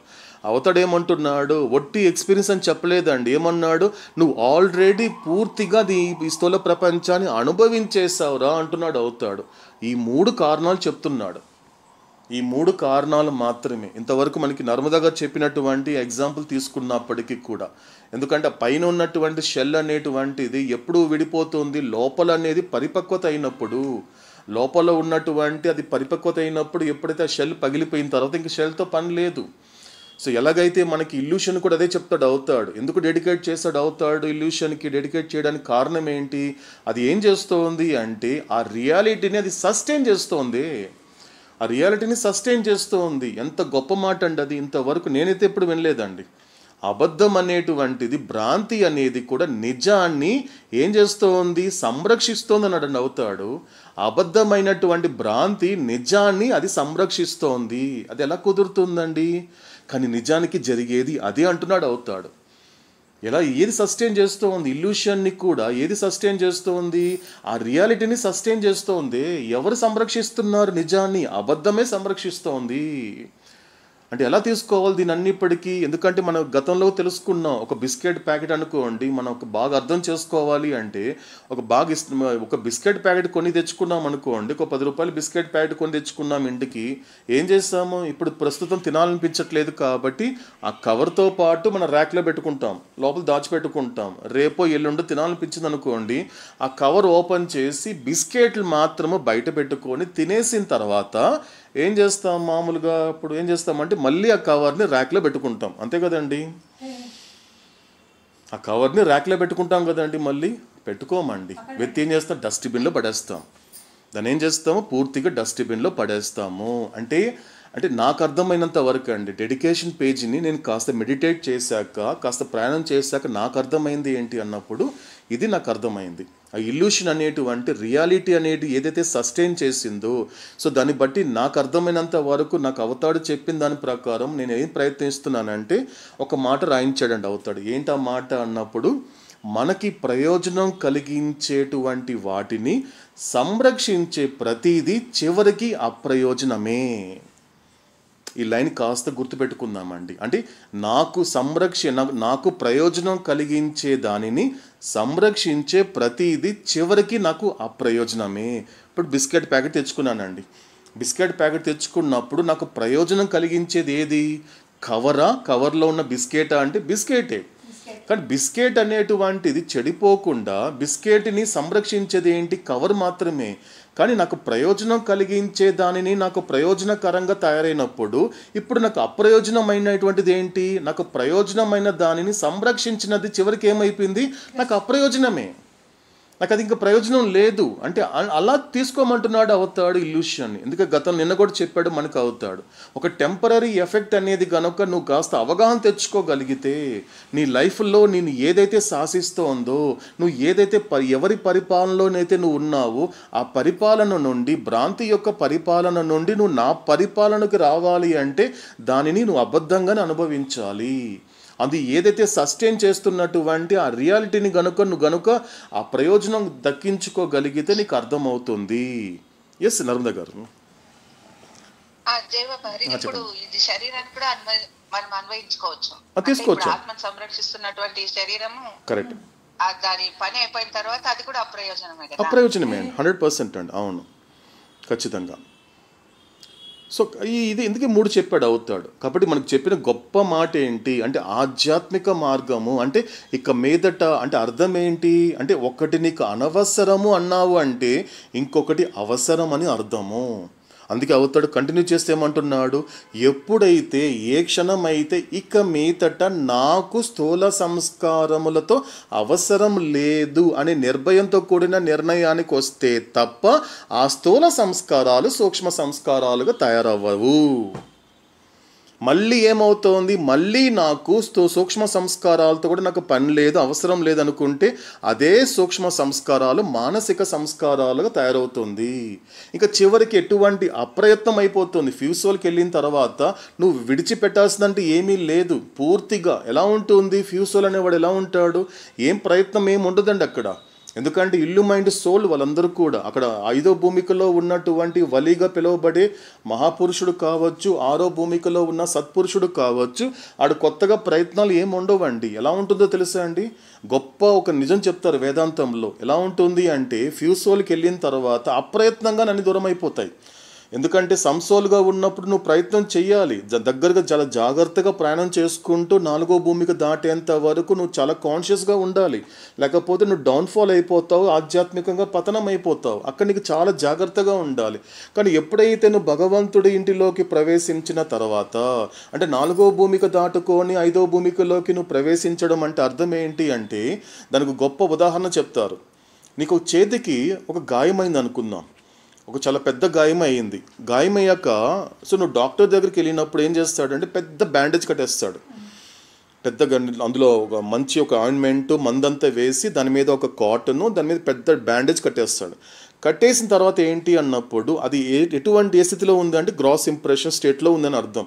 చాలా పని ఉంటుంది దానికి, ఎందుకంటే నువ్వు జాగ్రత్తగా చూసుకోవాలి, నువ్వు తినేటువంటి ఆహారంలో జాగ్రత్తగా చూసుకోవాలి, నువ్వు డైట్ మెయింటైన్ చేయాలి ఆ పుండు తగ్గేంత వరకు. కానీ కొన్ని రోజులు అయిన తర్వాత మళ్ళీ డాక్టర్ దగ్గరికి వెళ్ళాక అంత పెద్ద బ్యాండేజ్ కట్టడండి తగ్గిస్తాడు. బాగా నీట్గా డ్రెస్సింగ్ వేసి అంత పెద్ద బ్యాండేజ్ లేకపోతే కాస్త తగ్గుతుంది, అంటే ఆ గ్రేట్ బైండింగ్ అయ్యి లిటిల్ బైండింగ్ వచ్చింది. అప్పుడు ఏం చేస్తాడు డాక్టర్, తీసేసి ఇంకొంచెం హెవీగా కాకుండా కొంచెం లైట్ బ్యాండేజ్ వేస్తాడు.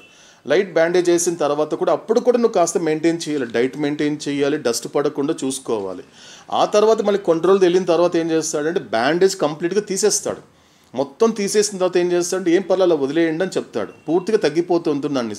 అలా ఎప్పుడైతే విడిచిపెట్టాడో నీ తెలియకుండానే ఆ కురుపు పైన ఆ పుండు మీద ఒక తెలియకుండానే మనం అబ్జర్వ్ చేస్తే కొత్త రకమైన స్కిన్ వస్తుందండి. ఆ స్కిన్ అలాగే ఫామ్ అవుతుంది, ఆ పుండు మీద మనకు తెలియకుండానే ఫామ్ అయిపోతుంది. అది వచ్చేసరికి మాత్రము దానిని మనము ఫ్యూసోల్ తీసుకోవచ్చు. ఫ్యూసోల్గా తీసుకున్నప్పుడు ఏం అర్థమవుతుంది, కానీ ఏం జరుగుతుంది, అది తనకు తాను ఆ స్కిన్ అనే మీద పూర్తి కొత్త స్కిన్ వచ్చేసరికి ఏమవుతుంది అంటే it will be drop by it self అంటాడు అవుతాడు. అది తనకు తానే రాలిపోతుంది. నువ్వేం ప్రయత్నం చేయాల్సిన అవసరం లేదు, నువ్వు ఇంకా ఆయింట్మెంట్ రాయడం కానీ నువ్వు డైట్ ఏం మెయింటైన్ చేయాల్సిన అవసరం లేదు, అది ఆటోమేటిక్గా రాలిపోతుంది. That is the greatness of ఫ్యూసోల్స్.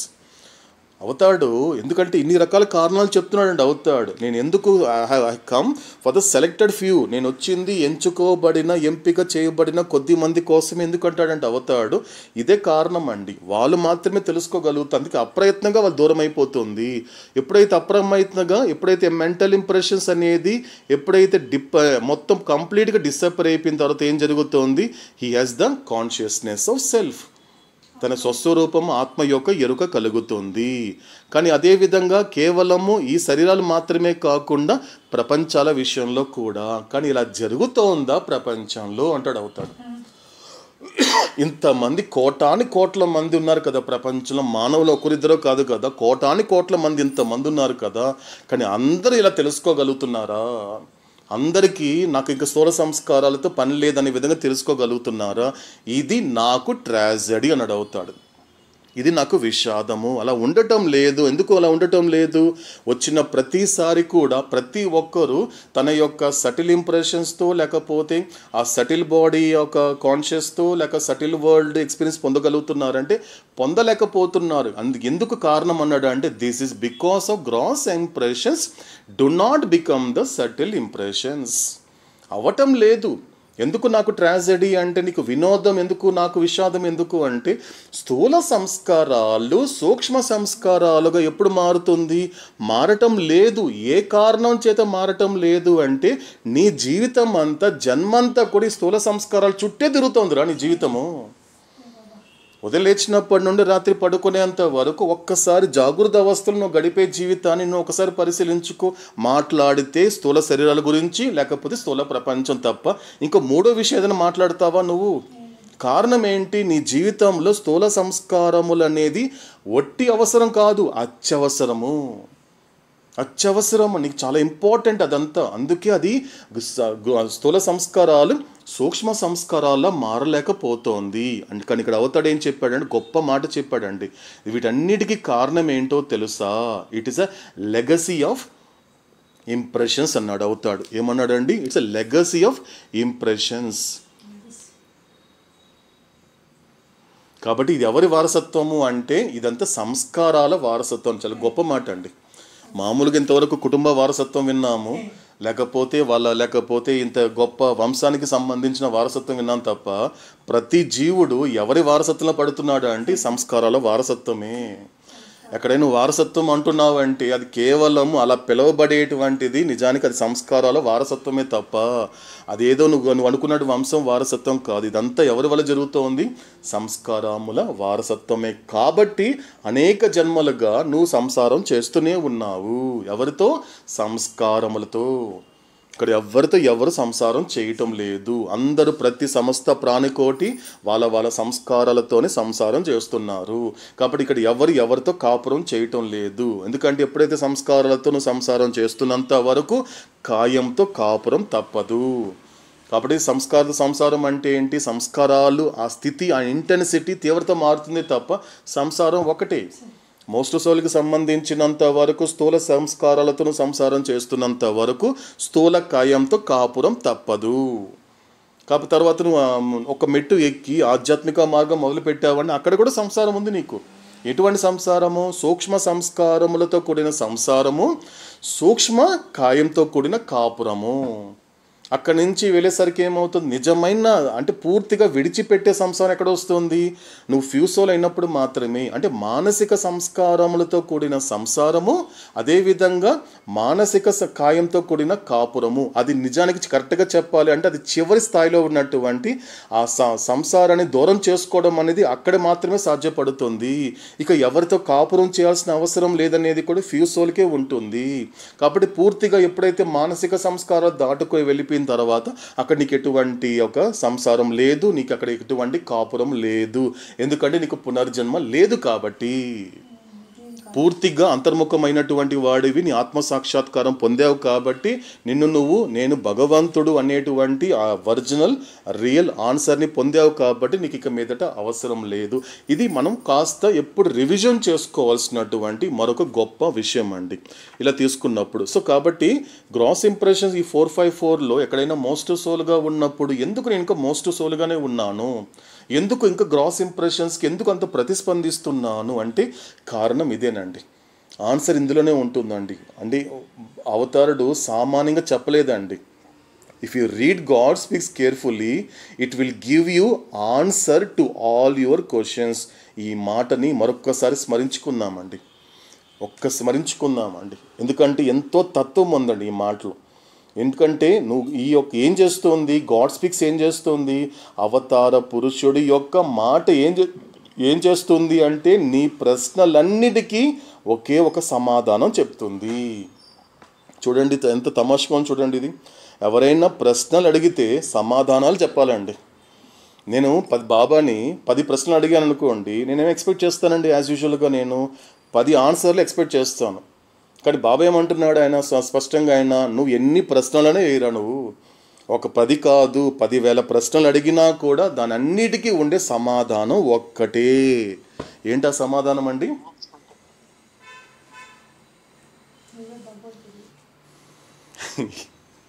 ఏంటా సమాధానము అని చెప్పారు? God is real. ఓకే, ఇంకా అండి? Yes, you are God. ఒకే ఆన్సర్ అండి. గాడ్ స్పీక్స్ ద్వారా అవతాడు చెప్పేటువంటి ఆన్సర్ ఒకటే. నువ్వు ఎన్నెన్నో ప్రశ్నలు అడుగు, నా జీవితం ఇలా ఉంది ఏంటి, నాకు ఎందుకు ఈ బాధలు, నువ్వు ఎన్ని ఇలాంటి ప్రశ్నలు అనేకం వేసినా కూడా దట్ ఈస్ నాట్ ఆ క్వశ్చన్స్ ఎట్ ఆల్. అవి క్వశ్చన్స్ కాదు, అదన్నీ కూడా నువ్వు పడేటువంటి అవగాహన రాహిత్యంతో అడిగే ప్రశ్నలే. నువ్వు ఎన్ని అవగాహన రాహిత్యంతో ఎన్ని ప్రశ్నలు అడిగినా కూడా to all your false questions I have only real answer. That real answer is nothing but you are God. నువ్వే భగవంతుడురా, అది చెబుతుందిరా గాడ్ స్పీక్స్. అది చెప్పడం మాత్రమే కాదు, కేవలం అవగాహన ఇవ్వడం మాత్రమే కాదు, అలా నేను మలుచుతుంది రాదు నీకు. ఎందుకంటే అనుభవం నువ్వు తెచ్చుకోవాలి, అవగాహన నేను ఇస్తాను, అనుభవం నువ్వు తెచ్చుకోవాలి. ఎప్పుడైతే నేను భగవంతుడు అని మాట చెప్పినప్పుడు అంటే భగవంతుడి దగ్గర వెళ్ళి నా బాధ మొరాయించుకుంటూ ఉంటే ఆ భగవంతుడే నన్ను భగవంతుడు అంటుంటే ఎంత గొప్ప ఆన్సర్ అండి అది, ఎంత గొప్ప సమాధానం అండి. ఏ జన్మలైనా ఊహించగలుగుతాడా జీవుడు ఇలాంటి సమాధానాన్ని భగవంతుడి నుండి?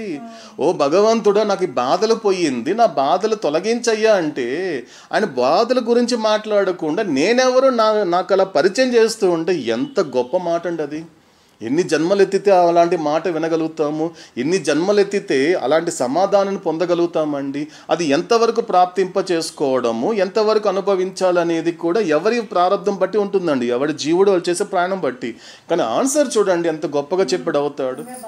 టు యువర్ ఆల్ క్వశ్చన్స్, నువ్వు అడిగే సమస్త ప్రశ్నలన్నిటికీ కూడా నాకు ఒక్క సమాధానమే చెప్తాను గాడ్ స్పీక్స్ ద్వారా.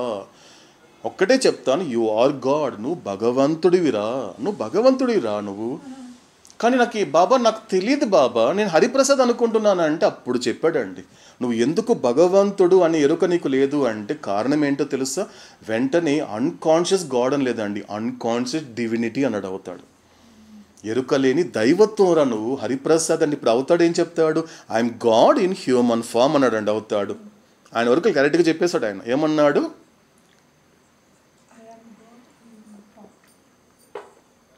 I'm God in human form. చాలా క్లారిటీగా చెప్పాడు మెహర్ బాబా. ఏమంటున్నాడు? ఈ మానవ రూపంలో ఉన్న భగవంతుడిని నేను. మరి నేనెవరిని? I'm God in human form. Yes Meenakshi, fantastic. అంతే, దానికి ఎగ్జాక్ట్గా మనం కనెక్ట్ చేసుకుంటే అవతాడు చెప్పే ప్రతి మాటని యాప్ట్గా కనెక్ట్ చేసుకున్నాం అనుకోండి. కానీ నిజానికి ఐడెంటిఫై అవ్వాల్సింది ఇలాంటి విషయాలకేనండి. ఇలాంటి విషయాలకు ఐడెంటిఫై అవ్వాలి. నేను ఇల్యూషన్ గురించి చెప్తే ఏమన్నాడు అవుతాడు? ఈ భ్రాంతి అనేది ఎంతవరకు నేను పరిపాలిస్తోంది? నీ జీవితంలో ఏదైనా జరిగినా ఏదైనా జరగకపోయినా నువ్వు వాటితో ఐడెంటిఫై అవుతున్నావే. నీకు సుఖపడే క్షణాలు వచ్చినప్పుడు నేను సుఖపడ్డాను అంటున్నావే, అలా ఐడెంటిఫై అయినప్పుడు, లేకపోతే రేపు బాధ వచ్చినప్పుడు రేపు నాకు అది జరిగిందండి అందుకే బాధపడుతున్నాను అంటున్నావే, అలా నువ్వు ఐడెంటిఫై అవుతున్నప్పుడు ఎన్ని జన్మలు కూడా అలా ఐడెంటిఫై అవుతున్నంత వరకు భ్రాంతి నిన్ను పరిపాలిస్తూనే ఉంటుంది. కానీ ఒక్కసారి అలా నిన్ను నువ్వు జరిగే విషయాలతో ఐడెంటిఫై అవ్వకుండా ఒక్కసారి అవగాహన తెచ్చుకోగలిగితే ఇక మీదట దాని పరిపాలనలో ఉండాల్సిన అవసరం లేదు. అంటే అర్థం ఏంటి? నేను ఇక మీదట అవతార్ మెహర్ బాబా యొక్క పరిపాలనలో ఉండొచ్చు. కాబట్టి ఎలా కనెక్ట్ చేసుకోవాలి, ఎలా ఐడెంటిఫై చేసుకోవాలి? I'm God in human form అని అవతార పురుషుడు చెప్తే మాత్రము మరి నేనెవరిని బాబా నన్ను నేను ప్రశ్నించుకుంటే ఎలా వస్తుంది? I'm unconscious divinity in human form. నాకు హ్యూమన్ ఫామ్లో నేను కూడా, ఎందుకంటే నాకు కాన్షియస్నెస్ లేదు కాబట్టి ఆ గాడ్ అనే మాట వాడడానికి లేదు. పదాలు చాలా చాలా చాలా జాగ్రత్తగా వాడాలండి పదాలు. అందుకే రూమి ఏం చెప్పాడు మనందరికీ కూడా? Learn to speak by listening అన్నాడు ఆయన. ఆలకించడం ద్వారా మాట్లాడడం నేర్చుకో, నోటికి వచ్చింది మాట్లాడకురా అంటాడు. ఫస్ట్ ఆలకించాలి. అవతార పురుషుడు చెప్పే ప్రతి మాటని శ్రద్ధగా ఆలకిస్తే తప్ప ఎలా మాట్లాడాలో తెలియదండి. సాధారణంగా నా వరకు తీసుకుంటే నాకు తెలియదండి ఎలా మాట్లాడాలనేది. నాకు అవతార పురుషుడు మాట్లాడుతూ ఉంటే ఆయన మాటలు ఆలకిస్తే ఏదో కాస్త కూస్తే ఇప్పుడు 2-3 మాటలు నేను మాట్లాడగలుగుతున్నాను. మాట్లాడాల్సిన మాటలు ఎలా మాట్లాడగలుగుతున్నాను అంటే కేవలము ఆయన మాట్లాడుతూ ఉంటే అలాంటి ఆ మాటలు ఆలకించడం ద్వారా మాట్లాడడం నేర్చుకోవాలి. కాబట్టి ఇలా నేను ఇప్పుడు అలాగనే అన్కాన్షియస్ గాడ్ అనడానికి లేదు ఇక్కడ. నేను ఎవరిని అంటే కాన్షియస్ గాడ్ అనే పదం ఎప్పుడు రావాలి? నీకు కాన్షియస్గా నీకు ఎప్పుడైతే ఎక్స్పీరియన్స్ అవుతుందో అప్పుడు మాత్రమే ఐఎమ్ గాడ్ నువ్వు చెప్పుకోవాలి. లేకపోతే అది హిపోక్రసీ అవుతుంది. ఎందుకంటే నీకు అనుభవం లేకుండా ఐఎమ్ గాడ్ అని ఎలా చెప్పుకుంటా? అది హిపోక్రసీ అవుతుంది. అందుకే ఏమన్నాడు అవుతాడు? అన్కాన్షియస్ గాడ్ అనే మాట ఉండదు, ఉండేది కాన్షియస్ గాడ్ మాత్రమే.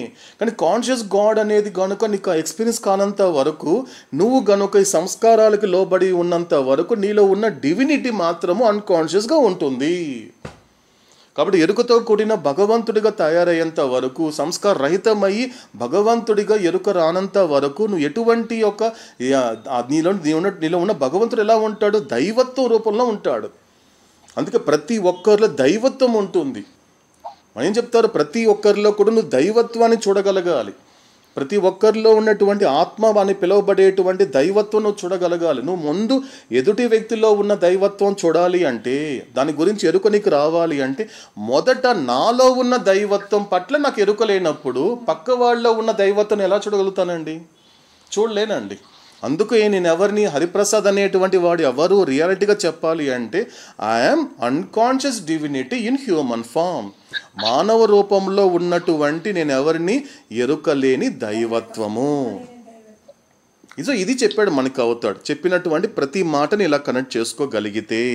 కాబట్టి ఇక్కడ అవతాడు చెప్పినటువంటి మనకు అందించినటువంటి 454లో మోస్ట్ సోల్గా ఉన్నప్పుడు, ఎందుకంటే అసలు నిజమైన జీవుడి పని అంతా కూడా 90% అంతా కూడా ఇక్కడి నుంచి దాటడం మీదే ఉంటుందండి. మోస్ట్ నుండి సమ్కి వెళ్ళడమే ఉంటుంది. ఇకపోతే 10% మనకి సమ్లోనే సరిపోతుంది. ఆ దాటిన తర్వాత ఫ్యూ సోల్కి వెళ్ళేసరికి మాత్రము అవతాడుకి ఏ పని ఉండదండి.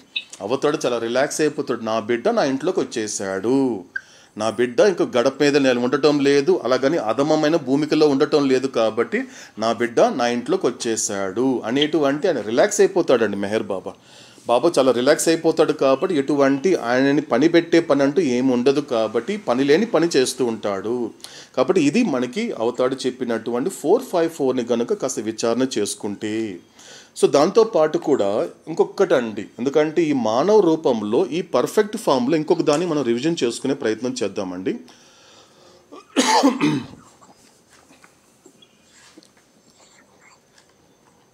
సో దీనికి మనకి అవతాడు చెప్పినటువంటి 5 విషయాలు. ఏంటి 5 విషయాలు అని చెప్పినప్పుడు ఇంకొకసారి రివిజన్ చేసుకునే ప్రయత్నం చేద్దామండి. ఇది మనకి ఇనిషియల్ అర్జ్ మనకి కంక్లూడ్ చేసే టైంలో పేజ్ నెంబర్ 27 అండి. పేజ్ నెంబర్ 27లో సో దాంట్లో మనకి చెప్పినటువంటి 5 విషయాలు ఏవైతే ఉన్నాయో, సో ఎవరైనా రిపీట్ చేస్తారండి? ఎవరైనా చదువుతారా?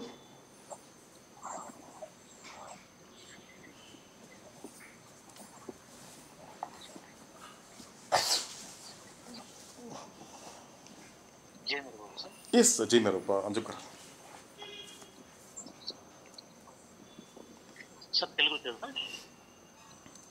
చదవండి.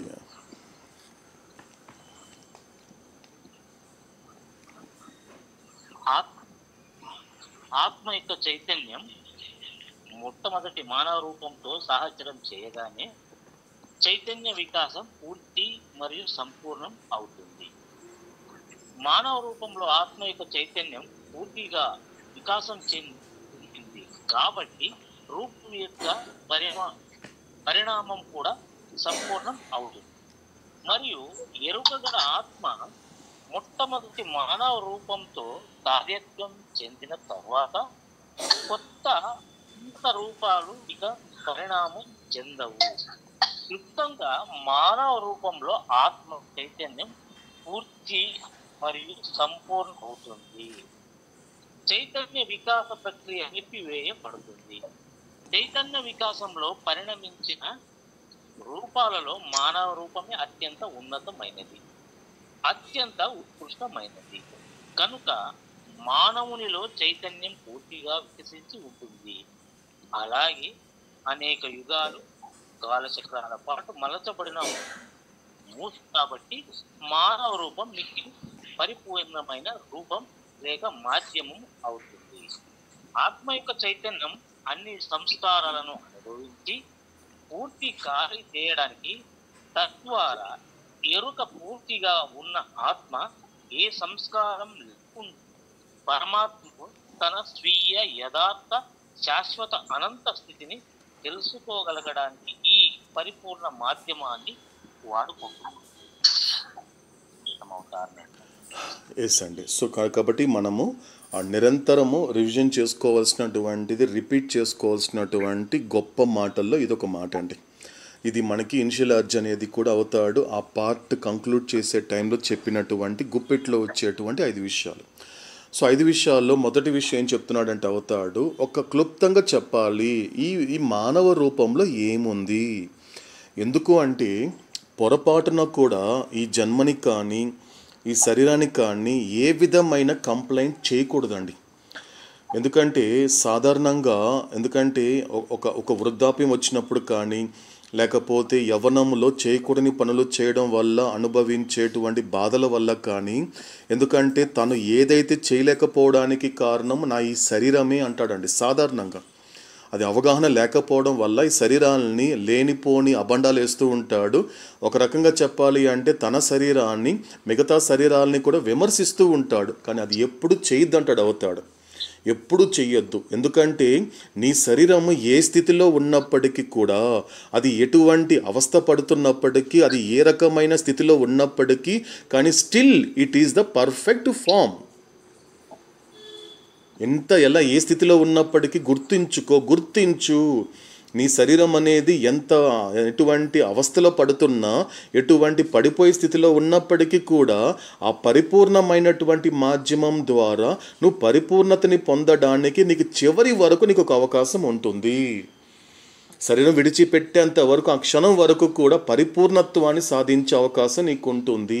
ఎట్టి పరిస్థితుల్లో కూడా ఈ శరీరాన్ని కానీ, ఈ స్థూల శరీరాన్ని కానీ, మిగతా స్థూల శరీరాన్ని కానీ విమర్శించడం కానీ, దూషించడం కానీ, ఫిర్యాదు చేయడం ఎప్పుడు నువ్వు చెయ్యొద్దు అంటాడు అవుతాడు. అందుకే ప్రతిసారి ఇన్ ద హ్యూమన్ ఫామ్ అంటాడే తప్ప, ఈ మానవ రూపం అంటాడే తప్ప ఈ మానవ జన్మ అంటలేదు, ఈ మానవ రూపం అంటున్నాడు అవుతాడు. అందుకు చెప్తున్నాడు, క్లుప్తంగా అంటున్నాడు ఇక్కడ కూడా మనకేమంటున్నాడు, ఇన్ హ్యూమన్ ఫామ్ ఏం జరుగుతోంది ఇక్కడ, చైతన్యం యొక్క, ఆత్మ యొక్క చైతన్యం అనేటువంటిది పూర్ణంగా సంపూర్ణంగా ఉంది. కాబట్టి ఇక మీదట రెండో విషయం ఏంటి, ఇంకా పొందాల్సినటువంటి చైతన్యం అనేది ఇంకా లేదు. కాబట్టి అక్కడితో ఆ చైతన్యం అనేది ఆగిపోయింది. ఈ మానవ రూపం అనేటువంటిది కూడా ఉన్నతమైనది, అత్యంత ఉత్కృష్టమైనది. ఎలా వచ్చింది? ఎందుకంటే సాధారణంగా ఇది అర్థమైతే పొరపాటున ఏముందని, ఎలా పుట్టానండి, పలానా డేట్ రోజు మా అమ్మ నాన్న కన్నారండి అనేటువంటి ఎంత చులకనగా అంటున్నావు నువ్వు మాట, ఆ మాట ఇక మీదట అనవు. ఎందుకంటే నువ్వు అన్నట్లు, ఎందుకంటే ఒక టైంలో, ఒక డేట్లో, ఒక ప్లేస్లో, సో నా తల్లిదండ్రులు పలానా డేట్న, నా తల్లిదండ్రులు పలానా రోజున, నా తల్లిదండ్రులు పలానా ప్లేస్లో కన్నారండి, అలా వచ్చేసండి లోకానికి. ఎంత చులకనగా మాట్లాడుతున్నావు నీ శరీరం గురించి, నీ జన్మ గురించి ఎందుకు అంత చులకనగా మాట్లాడుతున్నావు అంటే, అలా నువ్వు బయట రాలేదు, ఈ లోకంలోకి నువ్వు అలా రాలేదు. ఎలా వచ్చావు తెలుసా, ఆ వెనక ఉన్న అవతారుడు పురుషుడు పడ్డ శ్రమకు నీకు చెప్తున్నాడు అవుతాడు ఇక్కడ. ఏమంటున్నాడు ఇక్కడ అవుతాడు, ఎందుకంటే human being conscious is fully developed and form moulded and cast after ages and cycles is the most perfect form and medium. అనేక యుగాలు, అనేక కాలచక్రాలు అవతారుడు ఎంతో శ్రమపడి మలిచితే తప్ప నీకు ఈ పరిపూర్ణ రూపం రాలేదు. ఈ పరిపూర్ణమైనటువంటి ఇంత గొప్ప రూపం నీకు రావడానికి నువ్వు చెప్పావే, ఒక చులకనగా మాట్లాడుతున్నావే, అలుసుగా మాట్లాడుతున్నావే, తేలికగా మాట్లాడుతున్నావే, అంత తేలికగా రాలే నీకు ఈ పరిపూర్ణమైన రూపం. దాని వెనక అవతార పురుషుడైనటువంటి మెహర్ పడ్డ శ్రమ నీకు కనిపిస్తోంది. అనేక యుగాలు, అనేక కాలచక్రాల ద్వారా నీకు వచ్చిందే ఇటువంటి అత్యంత పరిపూర్ణమైనటువంటి రూపం లేక మాధ్యమము. కాబట్టి ఏం చెయ్యాలి నువ్వు ఇక్కడ, ఇప్పుడు చెప్తున్నాడు 5వ పాయింట్లో, నువ్వేం చెయ్యాలి, ఈ ఇంత గొప్ప పరిపూర్ణ రూపం నీకు వచ్చాక ఆ పరిపూర్ణతని ఎలా సాధించాలి, నువ్వు చేయాల్సిన పని చెప్తున్నాడు అండి అవుతాడు ఇక్కడ. నేను చేయాల్సిన పని నేనేం చెయ్యాలి, ఇంత చెప్పాడు కదా అవుతాడు, 4 మాటలు చెప్పాడు. 5వ మాటకు వచ్చేసరికి ఇప్పుడు నువ్వేం చేయాలో తెలుసా, ఇప్పుడు ఏం చేయాలో తెలుసా, నువ్వు the consciousness of soul therefore utilizes this perfect medium. గుర్తించావు కదా, ఎస్ బాబా, గుర్తుంచుకుంటున్నావు కదా, ఎస్ బాబా, ఇప్పుడు సద్వినియోగం చేసుకోరా.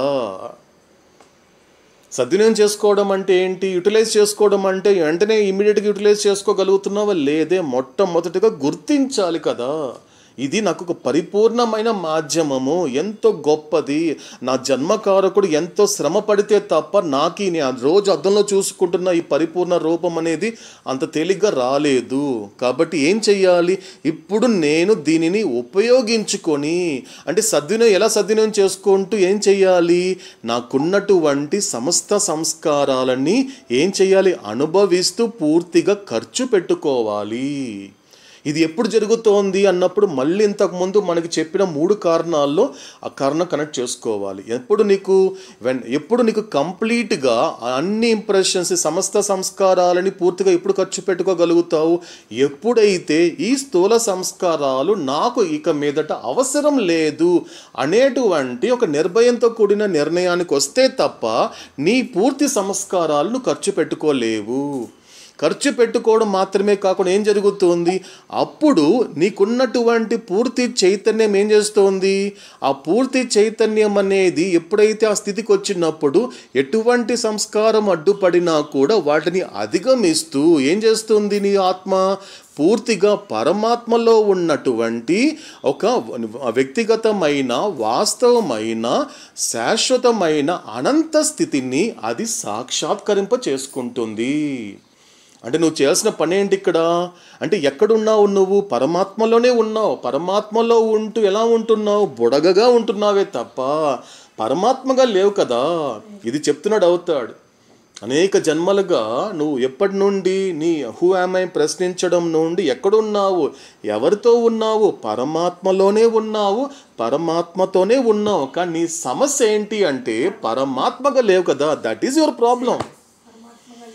నిజంగా అనేక సమస్యలు ఉంటాయి కదండి జీవుడికి. కరెక్ట్గా వెతికితే, సత్యాన్వేషణ చేస్తే నిజమైన సమస్య ఏంటి అంటే, ఏమంటే నేను అసలు పరమాత్మగా జీవించలేకపోతున్నానండి, అది నా సమస్య అని ఈ సమస్యతో గనుక అవతారుడి దగ్గరికి వెళ్తే మాత్రం పొంగిపోతాడండి.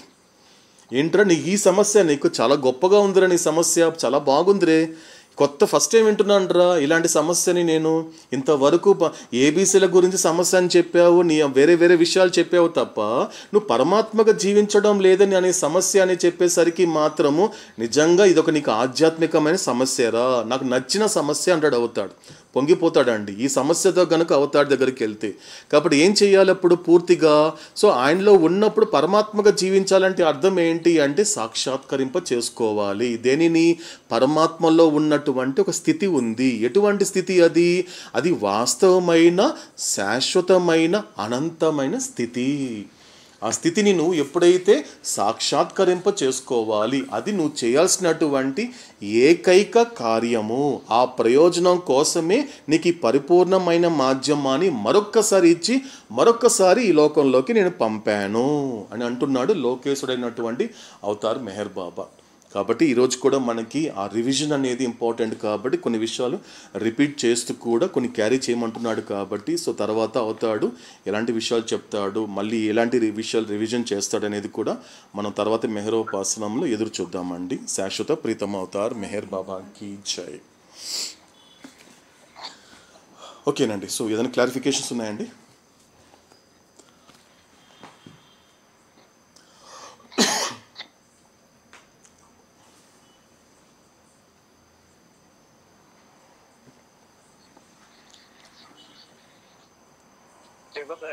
ఎస్ నాగేష్ గారు, జై మేరా బాబా.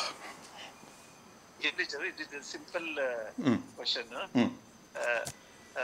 మన గ్రాస్ సంస్కారాస్ ని సబ్టల్ గా చేసుకోవాలంటే ఈ వరల్డ్ లో గ్రాస్ సంస్కారాస్ ని ఎట్లా మనం హ్యాండిల్ చేయాలి?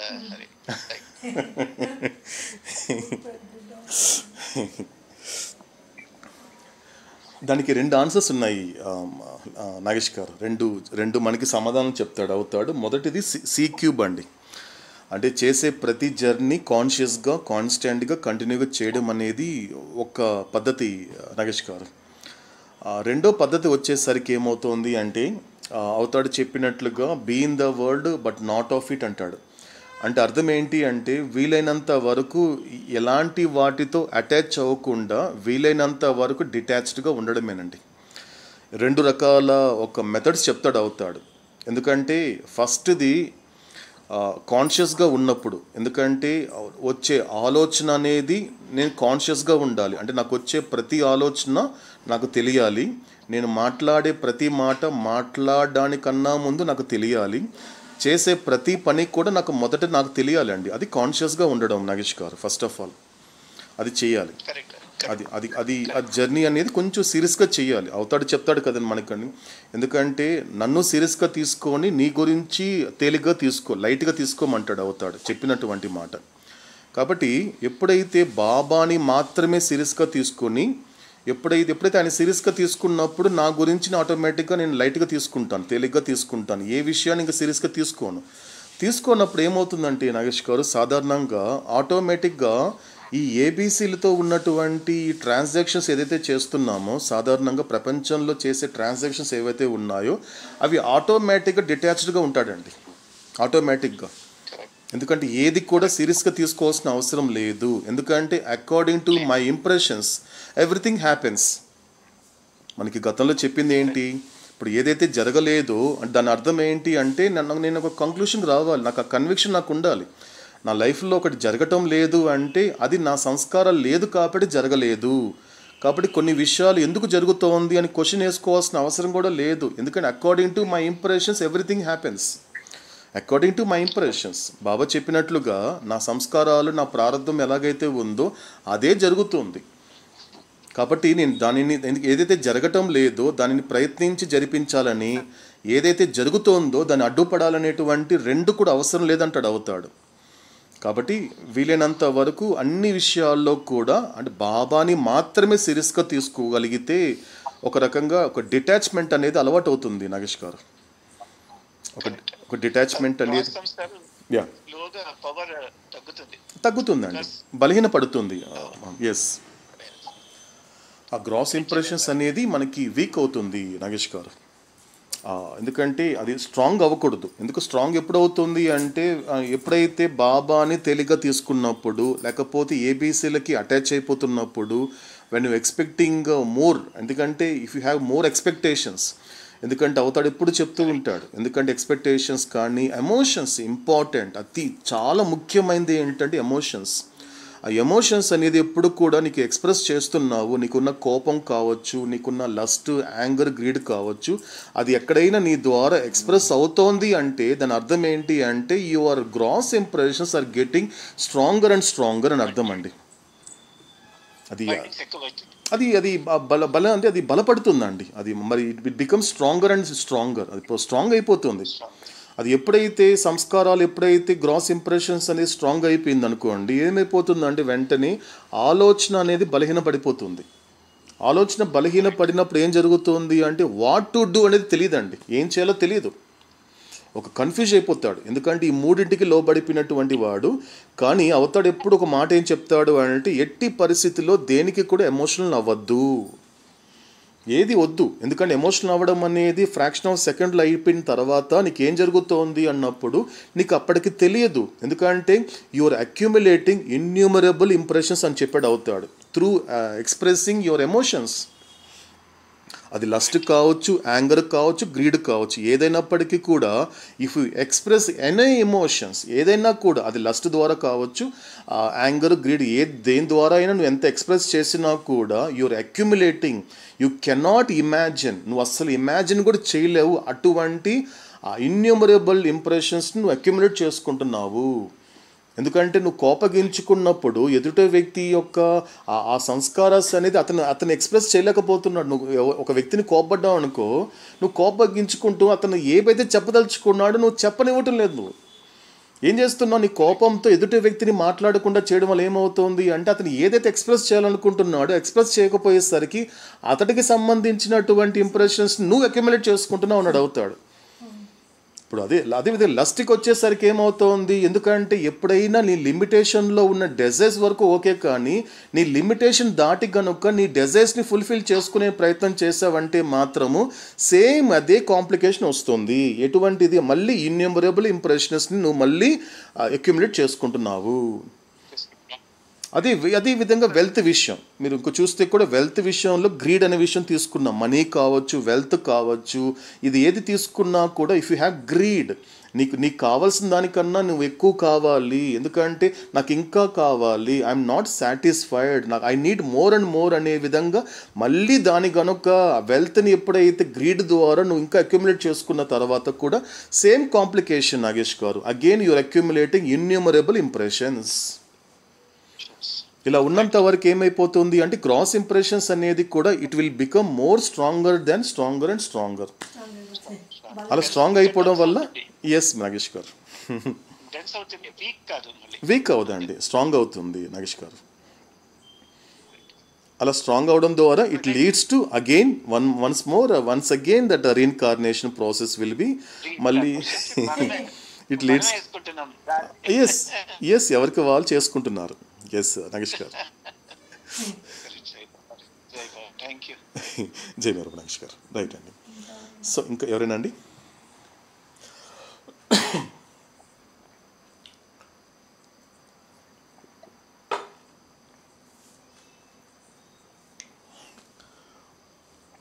ఓకేనండి. సో మనకి క్లారిఫికేషన్స్ ఏం లేకపోతే మనం ఇంకా షెడ్యూల్ని కంటిన్యూ చేద్దామండి.